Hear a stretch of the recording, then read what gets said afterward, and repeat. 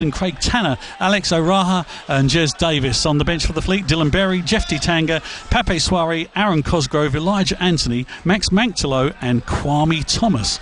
So they are your teams this afternoon. And the referee this afternoon is Andrew Humphreys.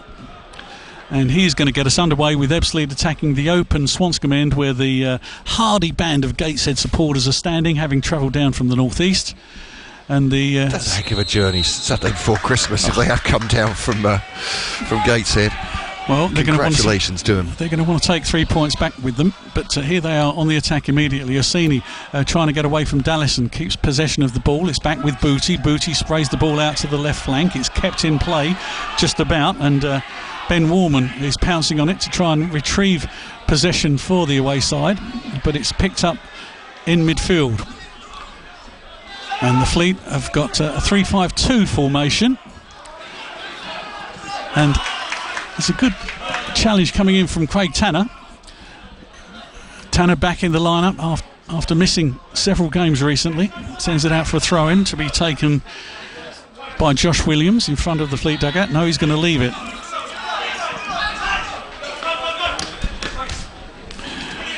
And now Gateshead, they pick up a foul from Tanner. He pushes Newton over. Whelan. Intercepted by Bingham. Nice. Bingham plays a 1-2 with Domi, and Bingham's unloaded. The challenge came in from Ben Radcliffe. It goes out for an Ebbsfleet throw. Yeah, nice intent by Ebbsfleet. Ball on the floor as they try to work the ball across the halfway line there, and at pace as well. Ball back with Cordner. Cordner in the centre-back berth today, across to the skipper. O'Neill given the armband.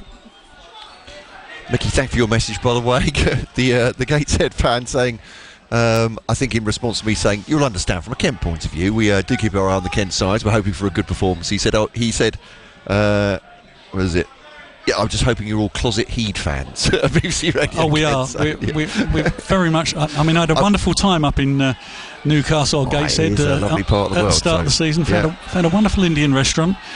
There we go. Well, recommendations later, but yeah, we're aware how good this side are as well. I think we like to say on BBC Red Kent we're not too one-eyed with these teams. Where credit's due. Yeah, quite. And you were it gave them a lot of credit, didn't you, for that opening day performance? Yeah, we identified their win was down to their strength as much as Ebbsfleet's weakness. But it's a free kick to the visitors over on the far side, just about 15 yards away from the halfway line in their own half. Cleared away by Dallison. It goes all the way into the Gateshead half, but it's going to be played back in again. Run down the line by Newton. He wants to get this, but Cordner should see it out of play. And Newton was an instrumental figure in that win at Gateshead on the opening day. Produced some wonderful touches, playing wide, most often down the left-hand side. And here's Dallison with the throw-in, the former Colchester United centre-back, with a long throw. It's going to go all the way through to Polion. Warman hustling for possession. And man down. Warman got a couple of goals, didn't he, in that game against Woking? They won 4-0 in their previous outing.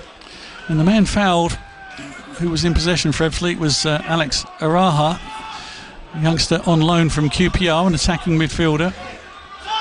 So some of the young legs brought into the side recently that were missing earlier in the season. And of course, with Josh Wright surrendering his place in the lineup to take on the manager's duties, he won't have to be running around in midfield, so he's looking to the younger chaps. And in fact, on the bench he's got Max Manctolo, the academy product from Ebbsfleet. He's been very impressive in his cameos recently. Yeah, trying to play it out from the back here, Gateshead, very pointedly, aren't they? They're not afraid to let the pressure come onto them and try and play it from the back to make gaps elsewhere on the pitch, but Ebbsfleet are pressing hard. Well, Gateshead would have seen all the videos of Ebbsfleet's recent games and seen where their weaknesses are. And ball back with Cousins now from O'Neill. And he plays it forward. He was looking for Polion. It was never going to get to him. Picked up by O'Raha. Now Dallison combining with Cordner. Cordner playing cat and mouse, inviting Orsini to come to him, but then goes wide to O'Neill. Slides it forward looking for Domi. Ball runs away from him. Radcliffe takes care of it. Gateshead very patient in their build-up. As you said, Matt, they're trying to lure Ebbsfleet out, but Ebbsfleet trying to keep their shape. Williams attacking the Fleet area. Tanner trying to climb all over him, but Newton picks it up. Now it's back with Whelan. Whelan carefully looking after the ball. Gateshead playing good possession football. Yeah, you can see although Whelan's ostensibly a midfield play, he's dropping right back to the halfway line, isn't he, to pick the passes, to drive into space now. Well, he's kind of playing like a quarterback, isn't he? Absolutely. So that he can release players further forward. Having said that, Ebbsfleet at the moment, they're keeping their discipline, aren't they, and pressing well. But there's one thing to try and prevent the opposition, but at some point you've got to try and win the game, and that's what Ebbsfleet have not been able to do for so many games this season, because they've been hemmed back so much. But here's Assini. He's got Cordner. He's getting away from Cordner, and a good challenge comes in, and it's Lewis Page, the former Dagenham defender, comes in and recovers the situation, concedes the first corner of the game, and it goes to the visitors after 5 minutes. Yeah, indeed. There was a great move, wasn't it, as well, moving the ball really quickly. As you say, you can see how instrumental Newton is, picking the passes, playing triangles there, and Assini turning away from his man Cordner, which will be a warning to Ebbsfleet as well. First corner of the game, and no surprise, former Maidstone United midfielder Regan Booty taking it. And taken short to Whelan. Comes back to Booty. Oh, and it's ball into the 6-yard area. It's not effectively clear, but there's a touch there from O'Hara. And the ball drops down to Davis. Davis sends it on its way, but there's nobody there in a red shirt to receive it. And Owen Mason, the Gateshead goalkeeper, dressed all in fluorescent orange, he came out to take that, but it didn't go to him. And now Gateshead build again down the right-hand side. Williams is available on the touchline, but Bellahuan feeds it into Whelan. The ball runs nicely for Polion. Ebbsfleet are on the attack now. Dome is peeling away to the right. Polion is going for goal. Polion's in the box. Polion drills the ball in. It's saved by the goalkeeper. Turned away. And Whelan's going to deal with it. But Ebbsfleet showing some of that attacking intent. Showing that Whelan had to come back and tidy up when the ball ran free from the goalkeeper's clutches. That was a great attack, wasn't it, for Ebbsfleet United as well. Save at the near post as well. I thought it might squirm past Owen Mason there, but Polion showing real intent, latching onto that through ball. But Gateshead coming in reply here. But yeah, sorry, we've got Whelan and Newton mixed up a few moments ago, but yeah, the number 10, Whelan doing some instrumental stuff. But there, Ebbsfleet showing, it doesn't matter how much possession. Ball down the left-hand side. Orsini's coming across. The ball goes behind for another corner. But I think Polion was hoping maybe that a midfielder or maybe Rakesh Bingham would race into the 6-yard area and finish that effort after the goalkeeper parried, but nobody was there quick enough. Going well for a start for another team from the North East. Premier League goal, first one of the 3 o'clock kickoffs. Alexander Isak a score for Newcastle at Ipswich Town. So it's Ipswich 0, Newcastle 1. A game of no interest to you, I'm sure. Anyway, it's Whelan with the corner. Whelan plays it in near post. It's spinning and it peels away. It's going to be a goal kick this time. Yeah, so both teams showing how quickly they can break. Ebbsfleet first and putting out a good save from Owen Mason was Dominic Polion, but lightning, wasn't it, from Gateshead. A passing move down the left-hand side to almost get in behind the defence to give it away. Ebbsfleet. Bad miss by Domi there. He surrendered possession. It's with the visitors on the far side. Booty trying to orchestrate some forward movement. It's now with Grayson. And Gateshead reboot. Hannant, he had a good game up at the International Stadium. The ball played up to Polion. It's back to Araha. It comes out to the left hand side. It's easily intercepted by Williams. Williams so quick, nimble, he's in the area, drops one shoulder, loses possession. Whelan cuts the ball inside quickly. It's with Williams. Ebbsfleet needing to get everybody back apart from Polion. Shot coming in, and it's a good save. It's a parry by Cousins. The corner is saved, and it's going to be a goal kick. That was a hit from a good way out, wasn't it, as well, stinging the palms of Mark Cousins. Was that Regan Booty taking that on? I think it may well have been. It was a shot on target from distance, and it was one that was well worth taking. Yeah, so it was actually Grayson that Grayson, beg your pardon. Yeah, from distance. And I'm indebted to my stats man sitting in front of us. Thanks for listening. Yeah. Mark Cousins then with a goal kick, but certainly Gateshead going through the gears, I'd say. Ebbsfleet, though, have had a good chance of their own so far with that Dominic Polian shot saved at the near post. The ball played back to his keeper by Grayson, and he receives it again. So we've had 9 minutes of the game. It's Ebbsfleet 0, Gateshead 0. Grayson continues into the Ebbsfleet half. Newton, such a lively player, good balance. And the ball swung in. It's going to be too hard for Orsini to make anything with that. It goes out for a goal kick. I think we've seen so many times this season the opposition, they're quite happy to be patient because they know that Ebbsfleet, the level of concentration that's required to defend heroically for 90 minutes, it does tend to lapse.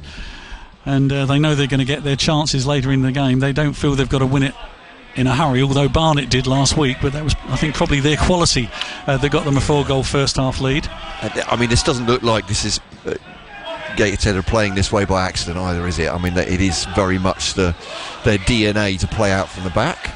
And Polian was trying to hustle his way through, but it was good defending in the end. But now Ebbsfleet under some pressure. Tyler Cordner clearing his lines. The game very much one pace at the moment. Dallison tries to get a touch on the ball. Bingham's coming back. He's with Bellahuan and concedes the third corner of the game. They've all gone to Gateshead. Yeah, a bit of pressure here for Ebbsfleet, isn't it? First 10 minutes. Regan Booty come across as well. Booty is the man. Yeah, 9 assists so far this season. Team captain and set piece expert. It's interesting. Some of the coaching from the touchline is being done by Darren Smith, the Fleet goalkeeping coach. It's long. It's good headed down. Takes a bounce and over the bar. It could have been dangerous, but Gateshead didn't get the connection they wanted. Yeah, the cliche goes that the coaching manual tells you to head it down. That's good advice, isn't it? But it looped all the way over the bar. It's headed so sternly into the ground by the centre half. It was so firmly headed that the bounce took it away from the goal. A couple of goals for you. Dover Athletic leading Chesham by a goal to 0. Charles has already told you that's going to happen. George Nickad just scored yet another goal for Dover. Fantastic young prospect for them. And in the same division, Cray Valley Paper Mills are 1-0 down to former among other teams, Dartford winger Luke Wanadio has scored for Dulwich. So Dulwich 1, Cray Valley 0, Cheshunt 0, Dover 1 here on BBC Radio Kent Sports Hub.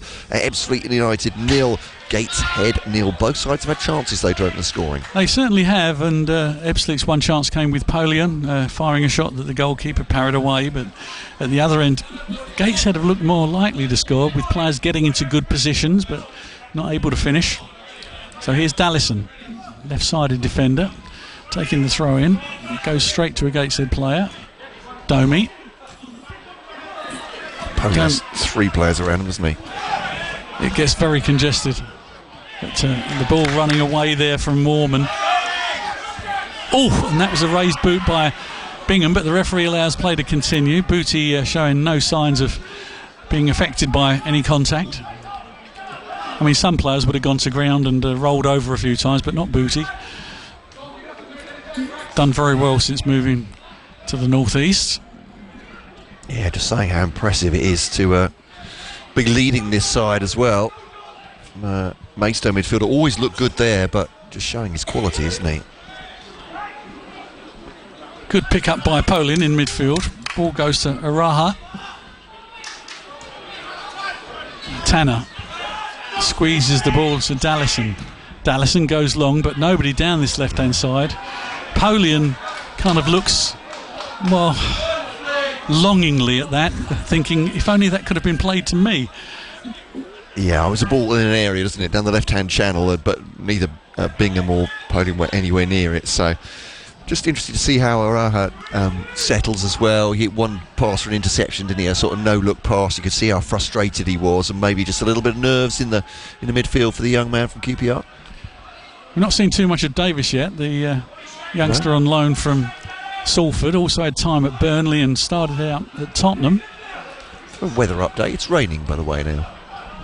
We were expecting some. I've got my waterproofs on, so I'm quite glad it's happening, really. Well, I'll huddle underneath your anorak then. Crikey. Bellerin. Booty is such a competitive midfielder. He's so composed. Ball played out to the left-hand side by Grayson. Now Warman threading the ball down the line. Hannant. It's danger for Ebbsfleet. The referee gives the free kick. Yes. Lewis Page making his first appearance for a number of weeks. He's been out with a pretty serious injury, so he's got to ease his way back into the game. Crave Valley have equalised at Dulwich. By the way, it's 1-1. Adam Coombs with that goal. Adam Coombs. Yeah, I was going to say, he's been around Kent football for a while. I remember him having an incredible season for Welling. He scored 40-odd goals for them anyway. This is in the past. He's still got down it. memory lane. Still got it. He obviously still has got it. Sevenoaks are already 3-0 down at Lancing in the Isthmian South East, and Margate have just taken the lead in that same division against Stenning. Ben Allen making it 1-0. So Whelan picks up the scraps in midfield. And Gateshead build again.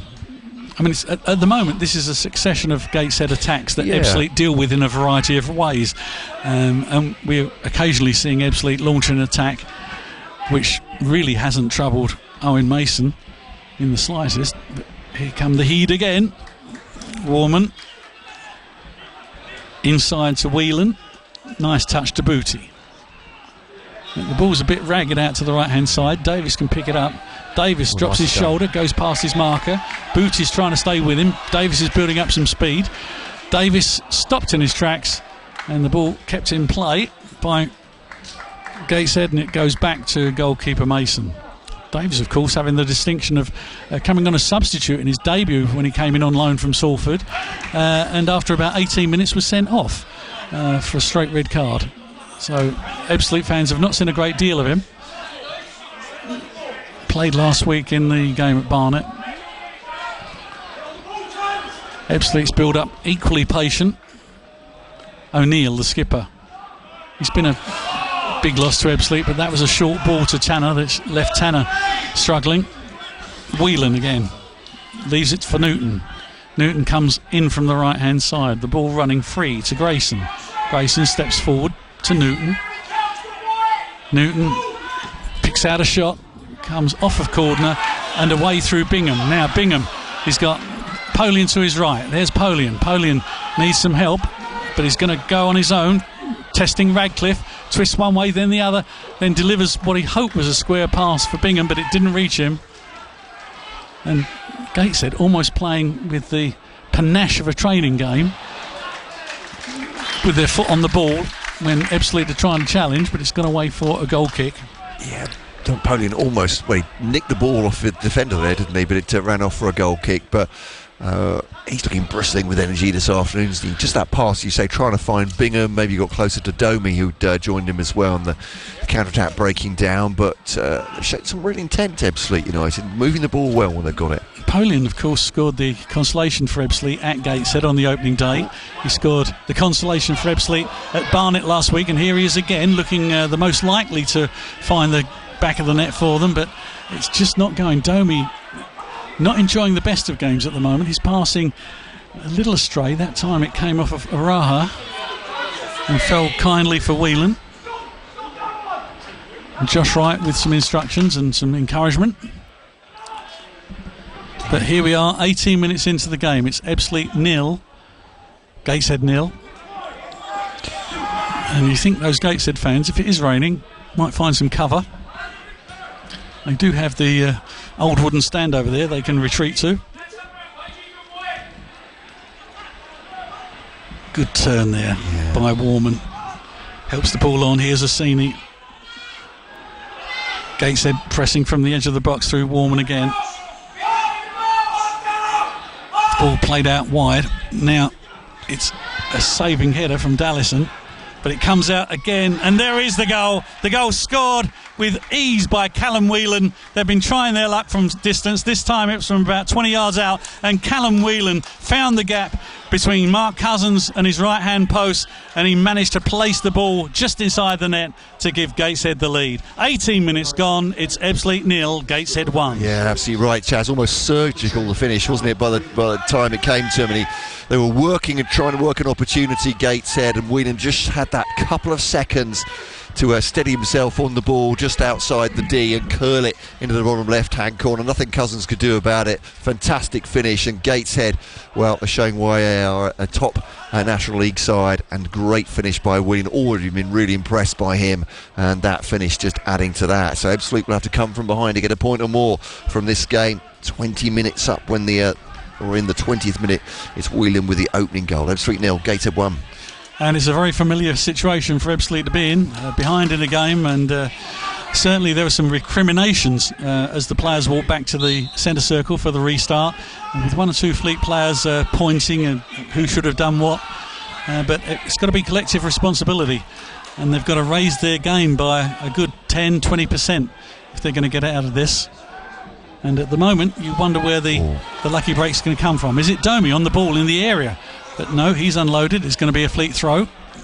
Good ball from Luke O'Neill, though, wasn't it? Just curling into his pass behind the full-back, but Gateshead regained their position. Off for a throw. Here's O'Neill on the ball now, brings it down, and it's with Davis.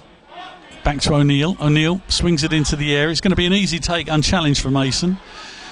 Would you say the goal was a reward for Gateshead's patience, Matt? I think they played some really great stuff on the floor, but possession doesn't always mean goals, does it? But it's the bravery to take that shot from 20 yards, absolutely. Isn't it? Have faith in your own ability. It did feel like they were waiting for an opportunity. They were moving it left to right, weren't they, outside the penalty area, and then Whelan was very composed when he took it. Here's Newton. Newton plays a 1-2 with Booty. So yes is the answer, I think, in short. But I'm a commentator. I'm never going to use one word when I can use 25. Absolutely. Well, we're not paid by the word. Well, we're not paid, but there's another story. Craig Valley have completed their comeback at Dulwich Hamlet, by the way. Sonny Black on 21 minutes, so that's a 2-1 in the Isthmian Premier. Bromley, 8 games unbeaten, leading at Morecambe by a goal to nil. Omar Shwanmi. What a season they're having. Absolutely right, yeah. They went through a long winless spell, but they're now just moving away from the bottom two. Here's Assini putting pressure on Dallison. He's inside the area. Dallison stretches out a leg, but the ball is played in. But a red-shirted player gets a foot on it, sends it out for a throw-in. Yeah, doing their scouting, obviously, Ebbsfleet, as they have done. They're showing Assini down the right-hand side if he wants to, onto his right foot. He doesn't. He wants to be on his left foot. So in that respect, he was trying to get a shooting opportunity, but Ebbsfleet done their work. Whelan trying to find Assini, doesn't get to him. Ebbsfleet, really, their passing is poor, and here's another chance for Assini, but he can't gather the ball as it's played to him, and Cordner does well to clear his lines, goes up to Polian, drops for Davis, and Davis hustling to find possession, but it doesn't work for him. Runs away down that left hand side, and Gateshead come again. Ebbsfleet really all at sea here at the moment. You need to regroup quickly. And Bellahuan teasing Bingham. Booty. It's one-way traffic at the moment. Bit of an exhibition, this, of passing football, wasn't it, by Gateshead? I suppose for Fleet fans, they can only hope that Gateshead get bored. Whelan. Ball given away cheaply by Bellahuan, but they soon get it back. Williams. Whelan. Oh, and the shot coming in, and that should have been a lot better from Hannant. As it was almost 3 points, wasn't it, between the sticks, but over the stand. But I mean, there is something about what you say about Ebbsfleet United hoping Gateshead get bored, because teams like this who dominate possession, you want to cut off all the angles, so they run out of options and eventually give the ball away, give you opportunities. But well, sometimes a team is so dominant that they become complacent. Yeah, and you get maybe a fullback who thinks, I'm going to have a go, I'm going to raid forward, and they forget their duties and they leave gaps that can be exploited. But at the moment we're not seeing it, and they're very well disciplined, this Gateshead side. And Ebbsfleet are bottom of the table for a reason. I think they've got willing players, but the season has taken its toll, and I think there's a mild element of fatigue about this side. I'm sure mentally it's going to be really tough, isn't it, the position they're in? Oh, and there's a wonderful turn there by Warman. Yeah, referee tried to play advantage there. Warman played a forward pass after just being tagged in midfield. It was like a scene from Strictly Come Dancing then. It was a little bit. It sort of turned him around, yeah. Doing the Paso Doble. Doing the Paso Doble with Ben Warman. They said the referee has no truck with Strictly Come Dancing on a football field. He's decided that's a free kick, and he's course, quite right. If you were watching Aldershot, Tommy Widrington, his son, is one of the professional dancers on Strictly. I did not know that. Theo, okay. yeah, and his brother Theo plays for Aldershot. Indeed. So there you go. Kai Widrington, he's a professional dancer. Okay, you probably all knew that at home, but there we are. Every day's a school day. I was invited to take part, but I refused. Here come Gateshead again. Seems to be a regular commentary, and the corner is won by Orsini. That's corner number 4, coming after 24 minutes have elapsed. Yeah, no hesitation to take the shot on from Orsini, was it? It's fed to him about 8 yards out left hand side. He's just swung the boot at that. It's come off the defender, Dallison, I think, is it? And gone off for a corner. Sorry, it's Cordner that's marking him. Corner though. The corners have been dropped reasonably close to the near post. This has gone a bit longer. And Cousins collects. And there was a challenge coming in, but I find corners these days a very odd thing to understand, the way teams defend them, the way teams attack them. I mean, Arsenal are the experts. They've assumed the Stoke City mantle of charging at the goalkeeper and surrounding him and doing well with it and scoring goals. But of course, Heung-min Son for Spurs the other night, he decided to cut out the middleman and went straight for goal. In the era now of specialist set piece coaches as well, aren't we? And taking over at those times. So, yeah, it's got more sophisticated. Is it better? There we are. There's a question for later in the show. Oh, yeah, we'll chew that one over. Man down. There's a Gateshead player. Is it Booty? No, it's not Booty. I think it may be Whelan. I think it's Whelan, yeah. Just took an accidental knock. It's going to be an uncontested drop ball, I think. I thought it was a high boot from a Gateshead player there, but the referee, I think, had whistled before it happened. So it'll be a drop ball. Who will have the honour of receiving it for possession? I think it might be Ebbsfleet. It's one of the two sides, I'll tell you that, Chaz. There we go. I'll give you a clue. It'll either be Ebbsfleet or Gateshead. It's a sort of expert punditry the BBC go to us for. That's why they ask us to do it again and again. It is going to be Ebbsfleet. You don't get this quality elsewhere, No, not this level of quality. And it's Tanner who accepts the referee's offer of the uncontested drop ball, and Newton picks it up. Bingham couldn't get to it. Bingham not quite in the positions that he likes to be. He's having to be defensive more than attack minded. No, and it's just a little bit, they're just trying to settle into their press there, Ebbsfleet, and Gateshead obviously so comfortable just passing it around outside their area and back to their goalkeeper. They're absolutely trying to form back up, but just a little bit confused as to where they should be. Oh, there we are. Long ball forward by Gateshead. They avoided the... Having talked about how comfortable they are to play short passes, they've played it. Well, they can mix it up. Yeah. That's the sign of a good side, that they can mix it up. Domi plays it forward to Phillips. Phillips can't bring it down, but he gets another bite at the cherry, and the ball still runs away from him. And now Gateshead break down the left-hand side, and Cordner sticks out a big size 10 and wins possession. Cordner, he can go through midfield, but on this occasion he didn't. And goal! Oh my goodness, that would have been quite a goal. Whelan with an effort that had Cousins scrambling. Fully 25 yards out, absolutely right of the post. We're going to go to a goal in one of our feature games now. It's Maidstone against Farnborough, a big one in the playoff places of National League South. To the Gallagher, which way has it gone, Matt Eastley? It's gone to Maidstone. Aaron Blair on fire. 2 goals on Tuesday, 1 goal today, 27 minutes. A beautiful pirouette at the edge of the area and a great shot planted by Jack Turner. Maidstone 1, Farnborough 0. 14 unbeaten going into this game in the playoff places, beating another playoff place team by goals to nil. Aaron Blair, who's a big striking signing of the summer. Aaron Blair, that's why Maidstone will go up. There you go. Yeah. Once you get a goalkeeper like Ebbsfleet had Polion when they got promoted on a rich vein of form, you can win things. Oh, lovely ball forward to himself there by fullback. And Williams wins corner number 5 for the Heed. Yeah, Orsini was offside, wasn't he? He was just saying, I can't play the ball. So actually Williams took advantage of that by playing the ball along. I think there was perhaps Ebbsfleet's defence just hesitated a moment. Williams took it on and he's forced another corner. And Williams was so switched on to see that Orsini, he couldn't go for it, so he went for it himself. Yeah.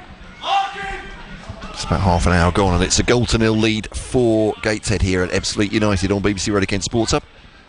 Corner taken. Goes. I thought Orsini was going to backheel that, but it came off a Gateshead player. Has the referee awarded? No, it's another corner. It came off an Ebbsfleet player.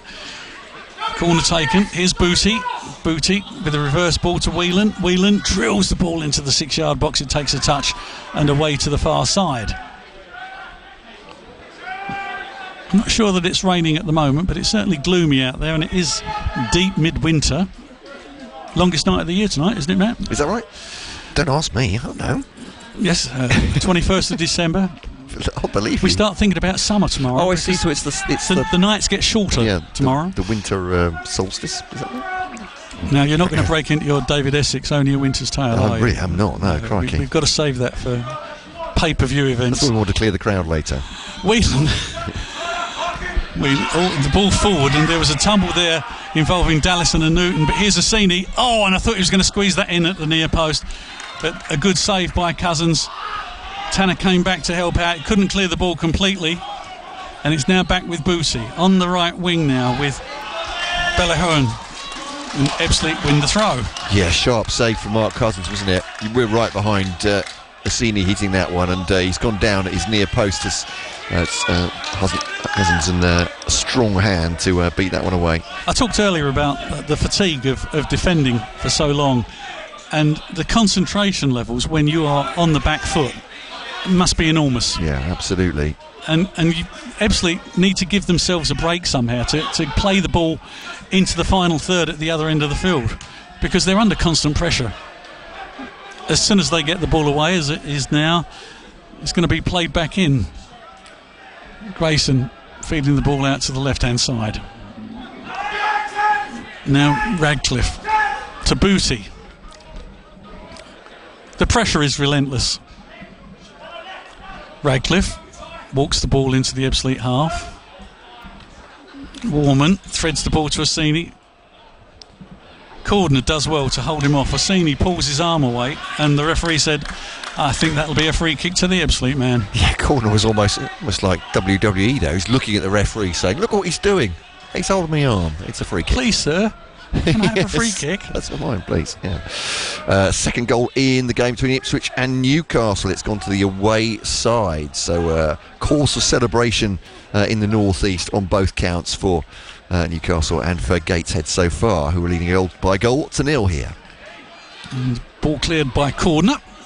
And once again, it goes into the visitors' half, and Radcliffe tidies up. But Ebbsfleet really chasing shadows at the moment, trying to get their foot on the ball. And Dallison got away from Newton. Newton grabbed his shirt, pulled him over, and referee Mr. Humphreys gave the free kick, but Dallison, I thought, wanted a bit more than that. And Tanner in the side, I would imagine, because Edsa appears to be one of the victims of the Nova virus. One would normally expect to see Tanner in a creative attacking midfield role. He's not having much chance to do that, but he's going to take this free kick on the halfway line. Craig Tanner's left foot will deliver any minute now. And here he goes.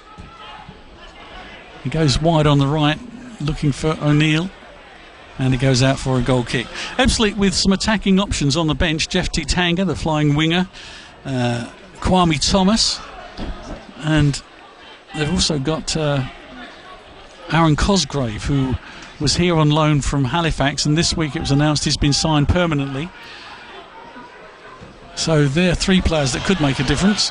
Here's Bingham picking up the ball, slipping himself in. And then he played the ball through. He was trying to play in Domi. Domi didn't read it, and a misunderstanding between the Fleet pair there when I thought Bingham was going to have a crack himself. I think at the other end, a Gateshead player would have had a crack himself, wouldn't he? Yeah, it seemed to open up for him, didn't it? And just that I don't know, hesitation or just perhaps trying to make a better position for his team. But you're right, just overhit the pass and no chance for Domi to get onto it. And you know what it's like when things are not going for you become reluctant to take the effort yourself in case you get it wrong. But here's Phillips on the right hand side. What can he do?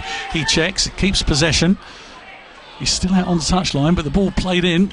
Bingham challenges, and it results in the first corner of the game for Ebbsfleet. Yeah, Davis has been really lively down that side, wasn't he? It was a reverse pass from Dominic Polian, I think, playing it into his pass over the top of the defender. If I called Davis Phillips, I apologise.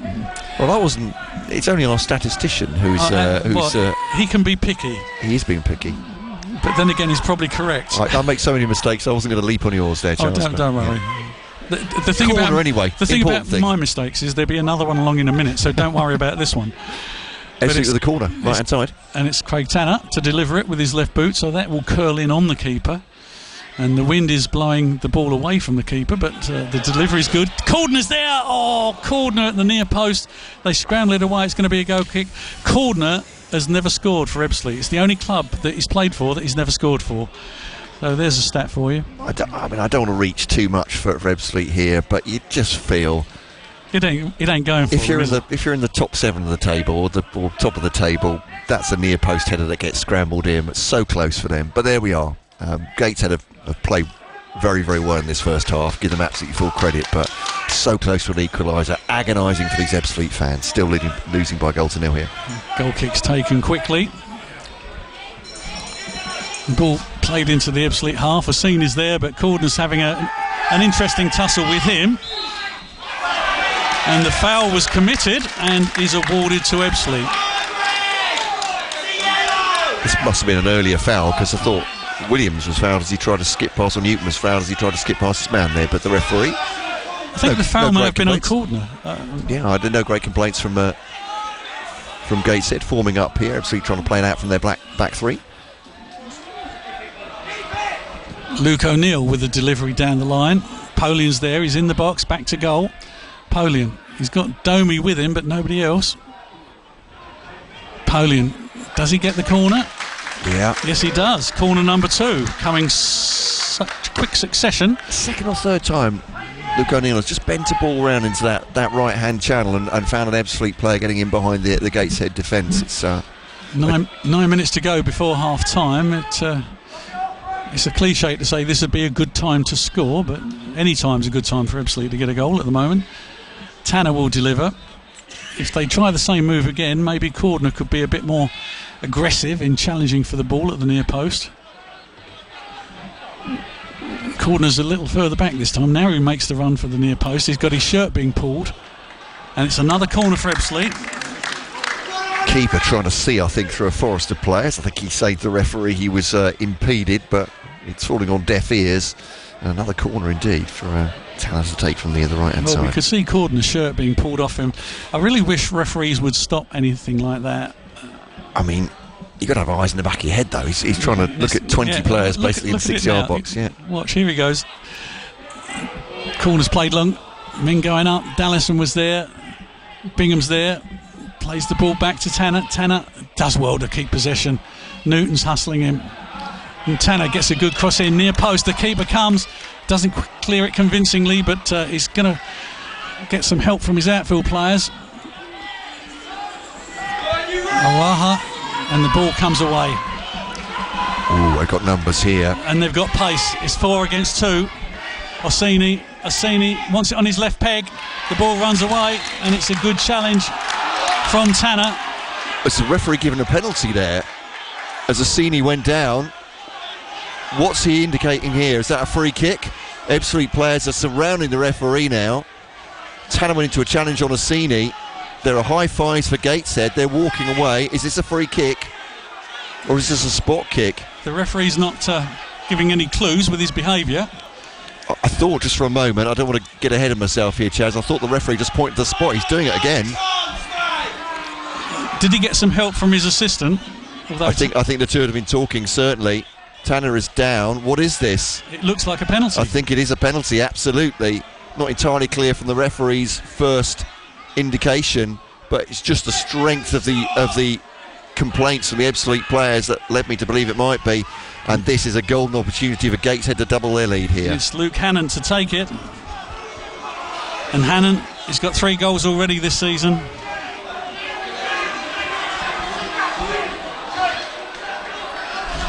And that was very confusing. It was Tanner's challenge that led to the penalty. And here we are in the 39th minute. And Ebbsfleet could go 2-0 down. Hannon, the referee telling Dallison to stay outside the area. Hannon about to take the run up. Hannon, right-footed.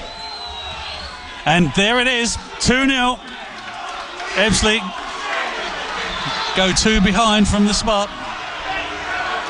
Hannon scoring his 6th of the season, his 4th of the season.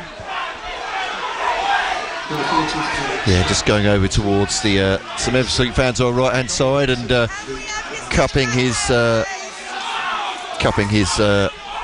hand to his ear there. Perhaps had taken a bit of helpful advice, but it is 2-0 now to Gateshead, and so the referee was right on the spot, but also the assistant had given information. I think Tom Dallison is asking the assistant what information he's given to the referee, and perhaps certainly disagreeing with it, but it is 2-0 now to Gateshead, and clear delight from them, but Ebbsfleet have to reform once again. I was going to say, actually, just before that break, Jazz, it's the first time they really had Gateshead under pressure and reaching a little bit from those 2 set pieces from Craig Tanner, but they came, I mean, whatever the nature of the foul, the challenge was for the penalty, they were absolutely streaming forward on the counter-attack, weren't they, Gateshead? As you were saying, it's not just the numbers they had forward, but the pace they were coming forward at.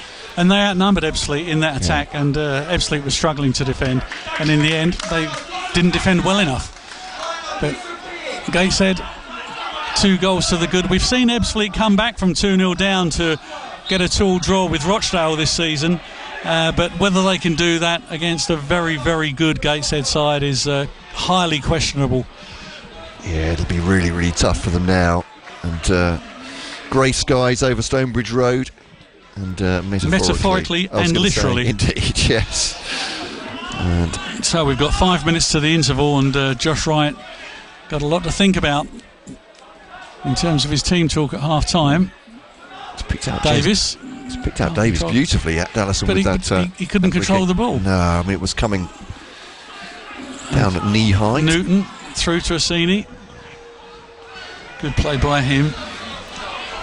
And this is a wonderful break by Gateshead. The ball dragged back. Oh, it's cleared on its route to goal. And once again, bodies in the line for Ebbsfleet.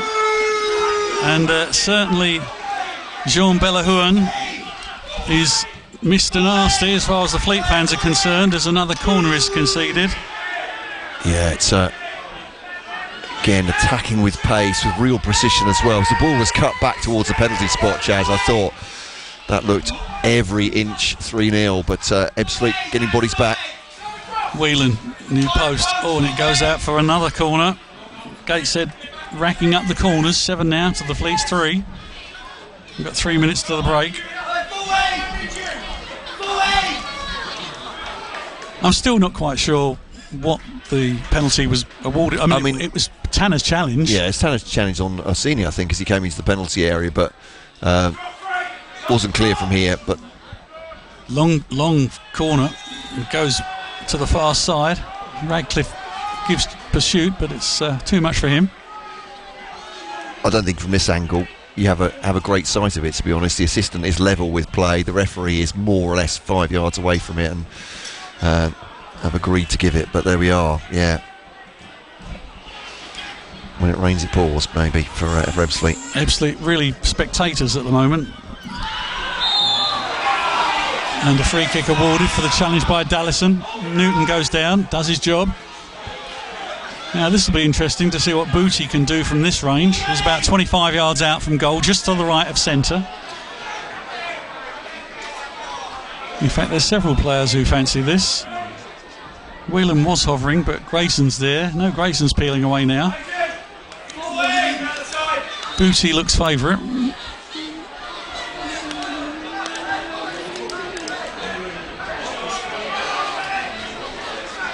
No, now Grayson's measuring it up. Lane really throwing it down now. The last minute of normal time here. There's a goal at the Maidstone game. We'll go to that shortly. But firstly, defending today. Grayson's left peg to deliver this one. The Ebbsfleet wall is just inside the edge of their own area. You imagine Grayson's going to go straight for goal. Yeah, looks like it, doesn't it? Can he pile on more agony? Grayson ready to take it. Left-footed delivery. Tries to go low and it's defended by the wall. Goes out to the far side. Assini collects. Thinking about taking it quickly. No, they're left it for his teammate. Leaving it. It's going to be Grayson to take it. He's a busy player, Grayson. All over the. No, he's going to leave it to Booty. There are going to be 2 minutes added at the end of the first half. Someone's going to take responsibility for this eventually. Yep, thrown in now. And Ebbsfleet trying to keep Gateshead at bay. They don't want to concede a third before half time, that's for sure. 4-0 down last week at Barnet at half time. Currently 2-0 down. Domi looks as though he's injured a knee in that challenge. I thought it was a stiff arm from a Gateshead player. Thou shalt not pass, certainly. But yeah, as you say, he's gone down. Maybe he's just twisted his knee as he's fallen. But he's getting himself up here. Just going to. Dominic Polian having an animated conversation with both Domi and Davis. I think Mr. Polian is sharing some of his thoughts about what they could be doing. O'Neill plays the ball forward into the channel for Polian to run onto. Polian gets a foot onto it and the ball runs free to Bingham. Keeps it in play. It's back to Page. Page down by the corner flag. Doesn't get the benefit of that one and it goes out for a goal kick. Yeah, just runs out there. Once again, that ball from Luke O'Neill behind the defence, playing Polian in. O'Neill is the best attacking option in terms of providing firepower. And if they can pick out Polian, maybe they can get something out of it. Obviously worked out there is a space down there to try and exploit. With the three at the back and the wing-backs getting a long way forward for Gateshead. I'm not sure they're even wing-backs. They're just right and left midfielders at that point. Cordner with a header to get the ball on its way to Polian. Polian to Bingham. Bingham's got a stretch for that.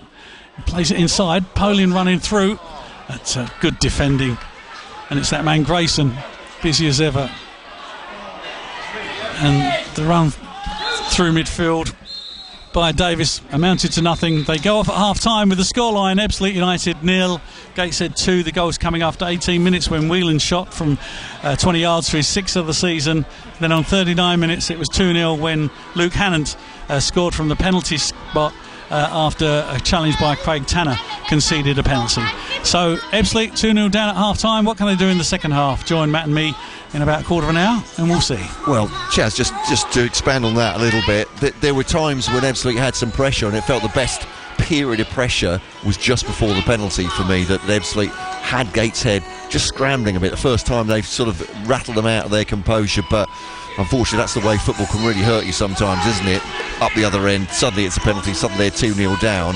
Psychologically, how hard will that be, do you think? Yeah, but there was that period about half an hour on the clock when Ebbsfleet got 3 corners, and there was one where Tyler Corden, we thought he could have maybe squeezed it in at the near post. It didn't happen.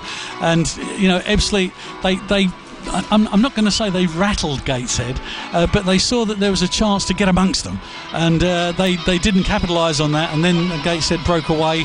That 4 against 2. The challenge came in from Tanner, despairing challenge. The referee awarded a penalty, and that made it 2-0. And probably that also made it impossible for Ebbsfleet to find a way back in this game. We're going to find out in the second half. They've got some options, as I say, on the bench. Kwame Thomas, Aaron Cosgrave, and Jeff Tanga could all play a part in the second half, but they've got to show more intent to try and win the game, to try and score goals, because obviously when they set themselves up to defend, it's not working. You know, they're still conceding goals, so maybe, you know, go for broke and go for goal. Yeah, funny, very difficult to get the ball off Gateshead right now. 2-0 it is to the side from the northeast, 3-0 it is from the side from the northeast. at Portman Road. Ipswich 0, Newcastle United 3 now. Alexander Isak with the third, his second of the afternoon. Jacob Murphy getting one in between for the Magpies there. At half-time in our other feature games here on BBC Radio Kent now. Let's go to the Kent Derby in the Isthmian Premier. Folkestone against Dartford. Matt Gerrard has been watching the first 45. Watching through, I have to say, Matt, very, very poor game of football here. It's Folkestone 0, Dartford 0. What the most exciting part of the game has been somebody's wandered around the ground with a Christmas jacket on, which I have to say is quite magnificent. Taken the match off the pitch. Very poor set of four affair, as I mentioned. Long balls forward, never really been dealt with. Folkestone playing one up against three centre halves. Tom Derrick, he's going to be worn out after this because he's chasing everything, not get on the end of it. Dartford have huffed and puffed going forward. Best opportunity comes when Ollie Box get the ball, and on the stroke of half time, his long ball in the box did cause a little bit of chaos, but the resulting shot limped wide of the post. Again, not much Christmas entertainment apart from that jacket here, Matt. I'll leave it at that. It can't get much worse than this. It's Folkestone 0, Dartford 0. I think I gave it a big build-up, that game, as well before, and said how great it was going to be between the two sides, and that it almost inevitably would be a boring 0-0, and I'm afraid I have cursed it. It's certainly not 0-0 at Maidstone against Farnborough. Stones were leading by a goal to nil, a goal just before half-time as well, I gather. Let's get the story with Matt Eastley. Yes, Matt, and it's now Maidstone 2, Farnborough 0, and I spoke in my preview about the potency of Maidstone's attack, and it's two of the triumvirate, if you like, this trio of Blair, Wanjo Smith and Rush, and it's the former Blair and Wanjo Smith that have got the two goals, and I've got to say it's nothing less than Maidstone deserve for being absolutely dominant in this first half. Farnborough have got no answer to them, and the Maidstone engine is purring very, very nicely indeed. The first goal on 27 minutes was a peach. Aaron Blair got it on the edge of the box, pirouetted, took aim, and it flew past Jack Turner. Jack Turner, an excellent goalkeeper at this level, had no chance at all. It was the brilliant precision placing of Blair's shot to add to his two goals that he got at Salisbury on Tuesday, and takes his tally to 11. He really is on fire. Saul Wanjo Smith came increasingly into the game, and on 42 minutes he got his reward. He started the move in his own half. The ball was played back to him. He had about 40 yards to go to goal, and he haired forwards, head down. He drew Jack Turner, the goalkeeper, a lovely little left-footed finish, which looked like it might be going past, but with a bit of help of from physics, if you like, it took a little bit of a spin and then hit the post and then went into the net. It was a really lovely finish. Both goals were really good finishes, and Maidstone have been utterly dominant with Papadopoulos and Higgs always looking to create things. Bivesh Gurung working very, very hard in midfield, and George Elokobi cut a very contented figure as he left the pitch at half time. He won't be complacent because his Farnborough side have made a pretty stern stuff, but at the moment they're being outplayed and outclassed by a Maidstone side who lead by 2-0 here at the Gallagher. Thank you, Matt. Yeah, and it was last weekend that Maidstone went all the way to Truro City, the leaders at that point of National South, and won 2-0. They're 2-0 up at half-time against Farnborough, again a team just below them in the playoff places. So they have done so well, have Maidstone, over the past few weeks with this unbeaten run. Every signs they might be doing it again as well against a team they're vying for promotion. We'll catch up with our rugby very shortly, half times there, but now let's get a full roundup of the football half-time scores with Sam. Yeah, thanks, Matt. Let's bring you those scores starting in the Premier League. And in today's early kick-off, Aston Villa beat Manchester City 2-1, meaning City have lost 9 games in their last 12 in all competitions. At half-time, it's Brentford 0, Nottingham Forest 1, Ipswich Town 0, Newcastle United 3, and West Ham United 0, Brighton Hove Albion 0. To the Championship now, 3 early kick-offs there. They finished Hull City 2, Swansea City 1, Portsmouth 4, Coventry City 1, and Sheffield Wednesday 2, Stoke City 0.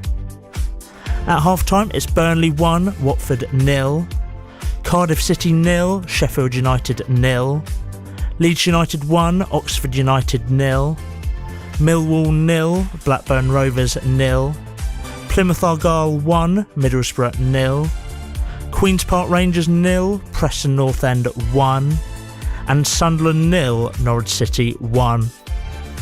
In League One, there was 2 early kickoffs. They finished Bristol Rovers 1, Wrexham 1, and Lincoln City 2, Reading 0. Elsewhere at half-time, it's Barnsley 0, Leyton Orient 2, Blackpool 0, Stevenage 0, Burton Albion 1, Exeter City 1, Mansfield Town 1, Rotherham United 0, Northampton Town 0, Charlton Athletic 3, and Wigan Athletic 1, Shrewsbury Town 0. And now in League 2, 2 early kickoffs there as well. They finished Barrow 2, Fleetwood Town 0, Doncaster Rovers 3, Tranmere Rovers 1. And at half-time, Accrington Stanley 0, Salford City 0, Chesterfield 1, AFC Wimbledon 0, Harrogate Town 0, Walsall 1, Morecambe 0, Bromley 1, Newport County 4, Milton Keynes Dons 1, Notts County 3, Bradford City 0, Port Vale 0, Carlisle United 0, and in Swindon Town 2, Grimsby Town 0. Now let's have a look at your Kent teams in non-league, starting in the National League. At half-time, it's Ebbsfleet United 0, Gateshead 2. Now to the National League South, Boreham Wood 0, Tunbridge Angels 0 at half-time, along with Maidstone United 2, Farnborough 0, and Salisbury 1, Welling United 0. To the Isthmian League Premier Division, it's Cole Charlton Athletic 0, Chatham Town 0, Cheshunt 0, Dover Athletic 2, Cray Wanderers 0, Billericay Town 0, Dulwich Hamlet 2, Cray Valley Paper Mills 3, and Folkestone Invicta 0, Dartford 0. And finally to the Isthmian League South East Division. At half-time, it's Ashford United 0, Phoenix Sports 2, Deal Town 0, Sheppey United 1, Eastbourne Town 1, Sittingbourne 1, Erith Town 0, Littlehampton Town 0, Lancing 3, Sevenoaks Town 1, and Margate 2, Stending Town Community 0. There are 4 postponements in that division. They are between Beckenham Town and Three Bridges, Burgess Hill Town and Herne Bay, East Grinstead Town against Hythe Town, and Merstham against Ramsgate. That's all of your half-time scores. Now back to Matt Cole and Charles Webster at Stonebridge Road. The Sports Hub. The Sports Hub. BBC Radio Kent. Thank you, Sam. Indeed. Let's go to the rugby now. Graham Cox is watching Blackheath take on Bishop Stortford with news and the other games heading towards the second half. So many of them. Early kickoffs too. I'll stop right there. They're all over the place. Graham, how's it going? Yeah, we are a bit, aren't we? Yes, we're actually 4 minutes into the second period, and the score remains as it was at half-time. Blackheath 20, Bishop Stortford 18, and a narrow lead thanks to a well-worked try just before the interval of half-time. But Stortford, with a lot of pressure and probably feel unfortunate to be behind. A Tom Fitch penalty, giving Blackheath an early lead after just 30 seconds. But the visitors, all the pressure after that, thanks to a scrum penalty, putting them in the ascendancy. Wing Alex Gillam and hooker Alex Raymond both crossing off line-out ball for a 12-3 lead. Jake Lloyd was put through nicely by a nicely timed pass from Marcus Bircham for Blackheath before Tom Mills struck a penalty from close to halfway line. With the visitors in these conditions, not a bad effort. But Billy Harding driving over at the base of the maul for Blackheath. And although a lot of Stork pressure just prior to the interval, only a further penalty to show for it. And then just on half-time, a lovely grubber kick from Bircham.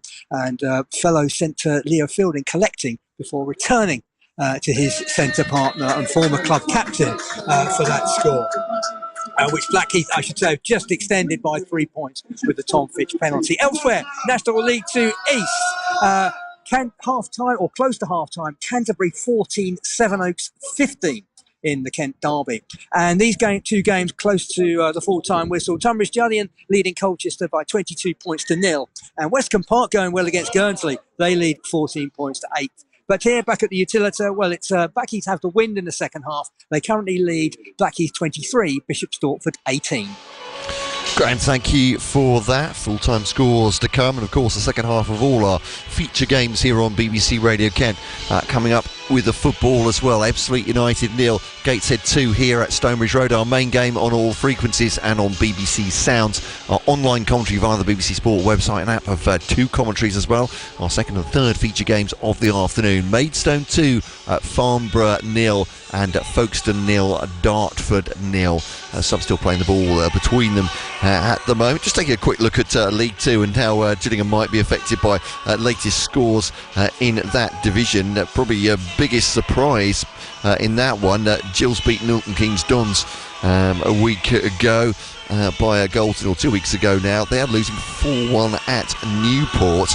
Milton Keynes Dons do have games in hand over the other teams in the division, but the live league table suggests Gillingham will be just a point outside the playoff places after last night's draw against Cheltenham Town.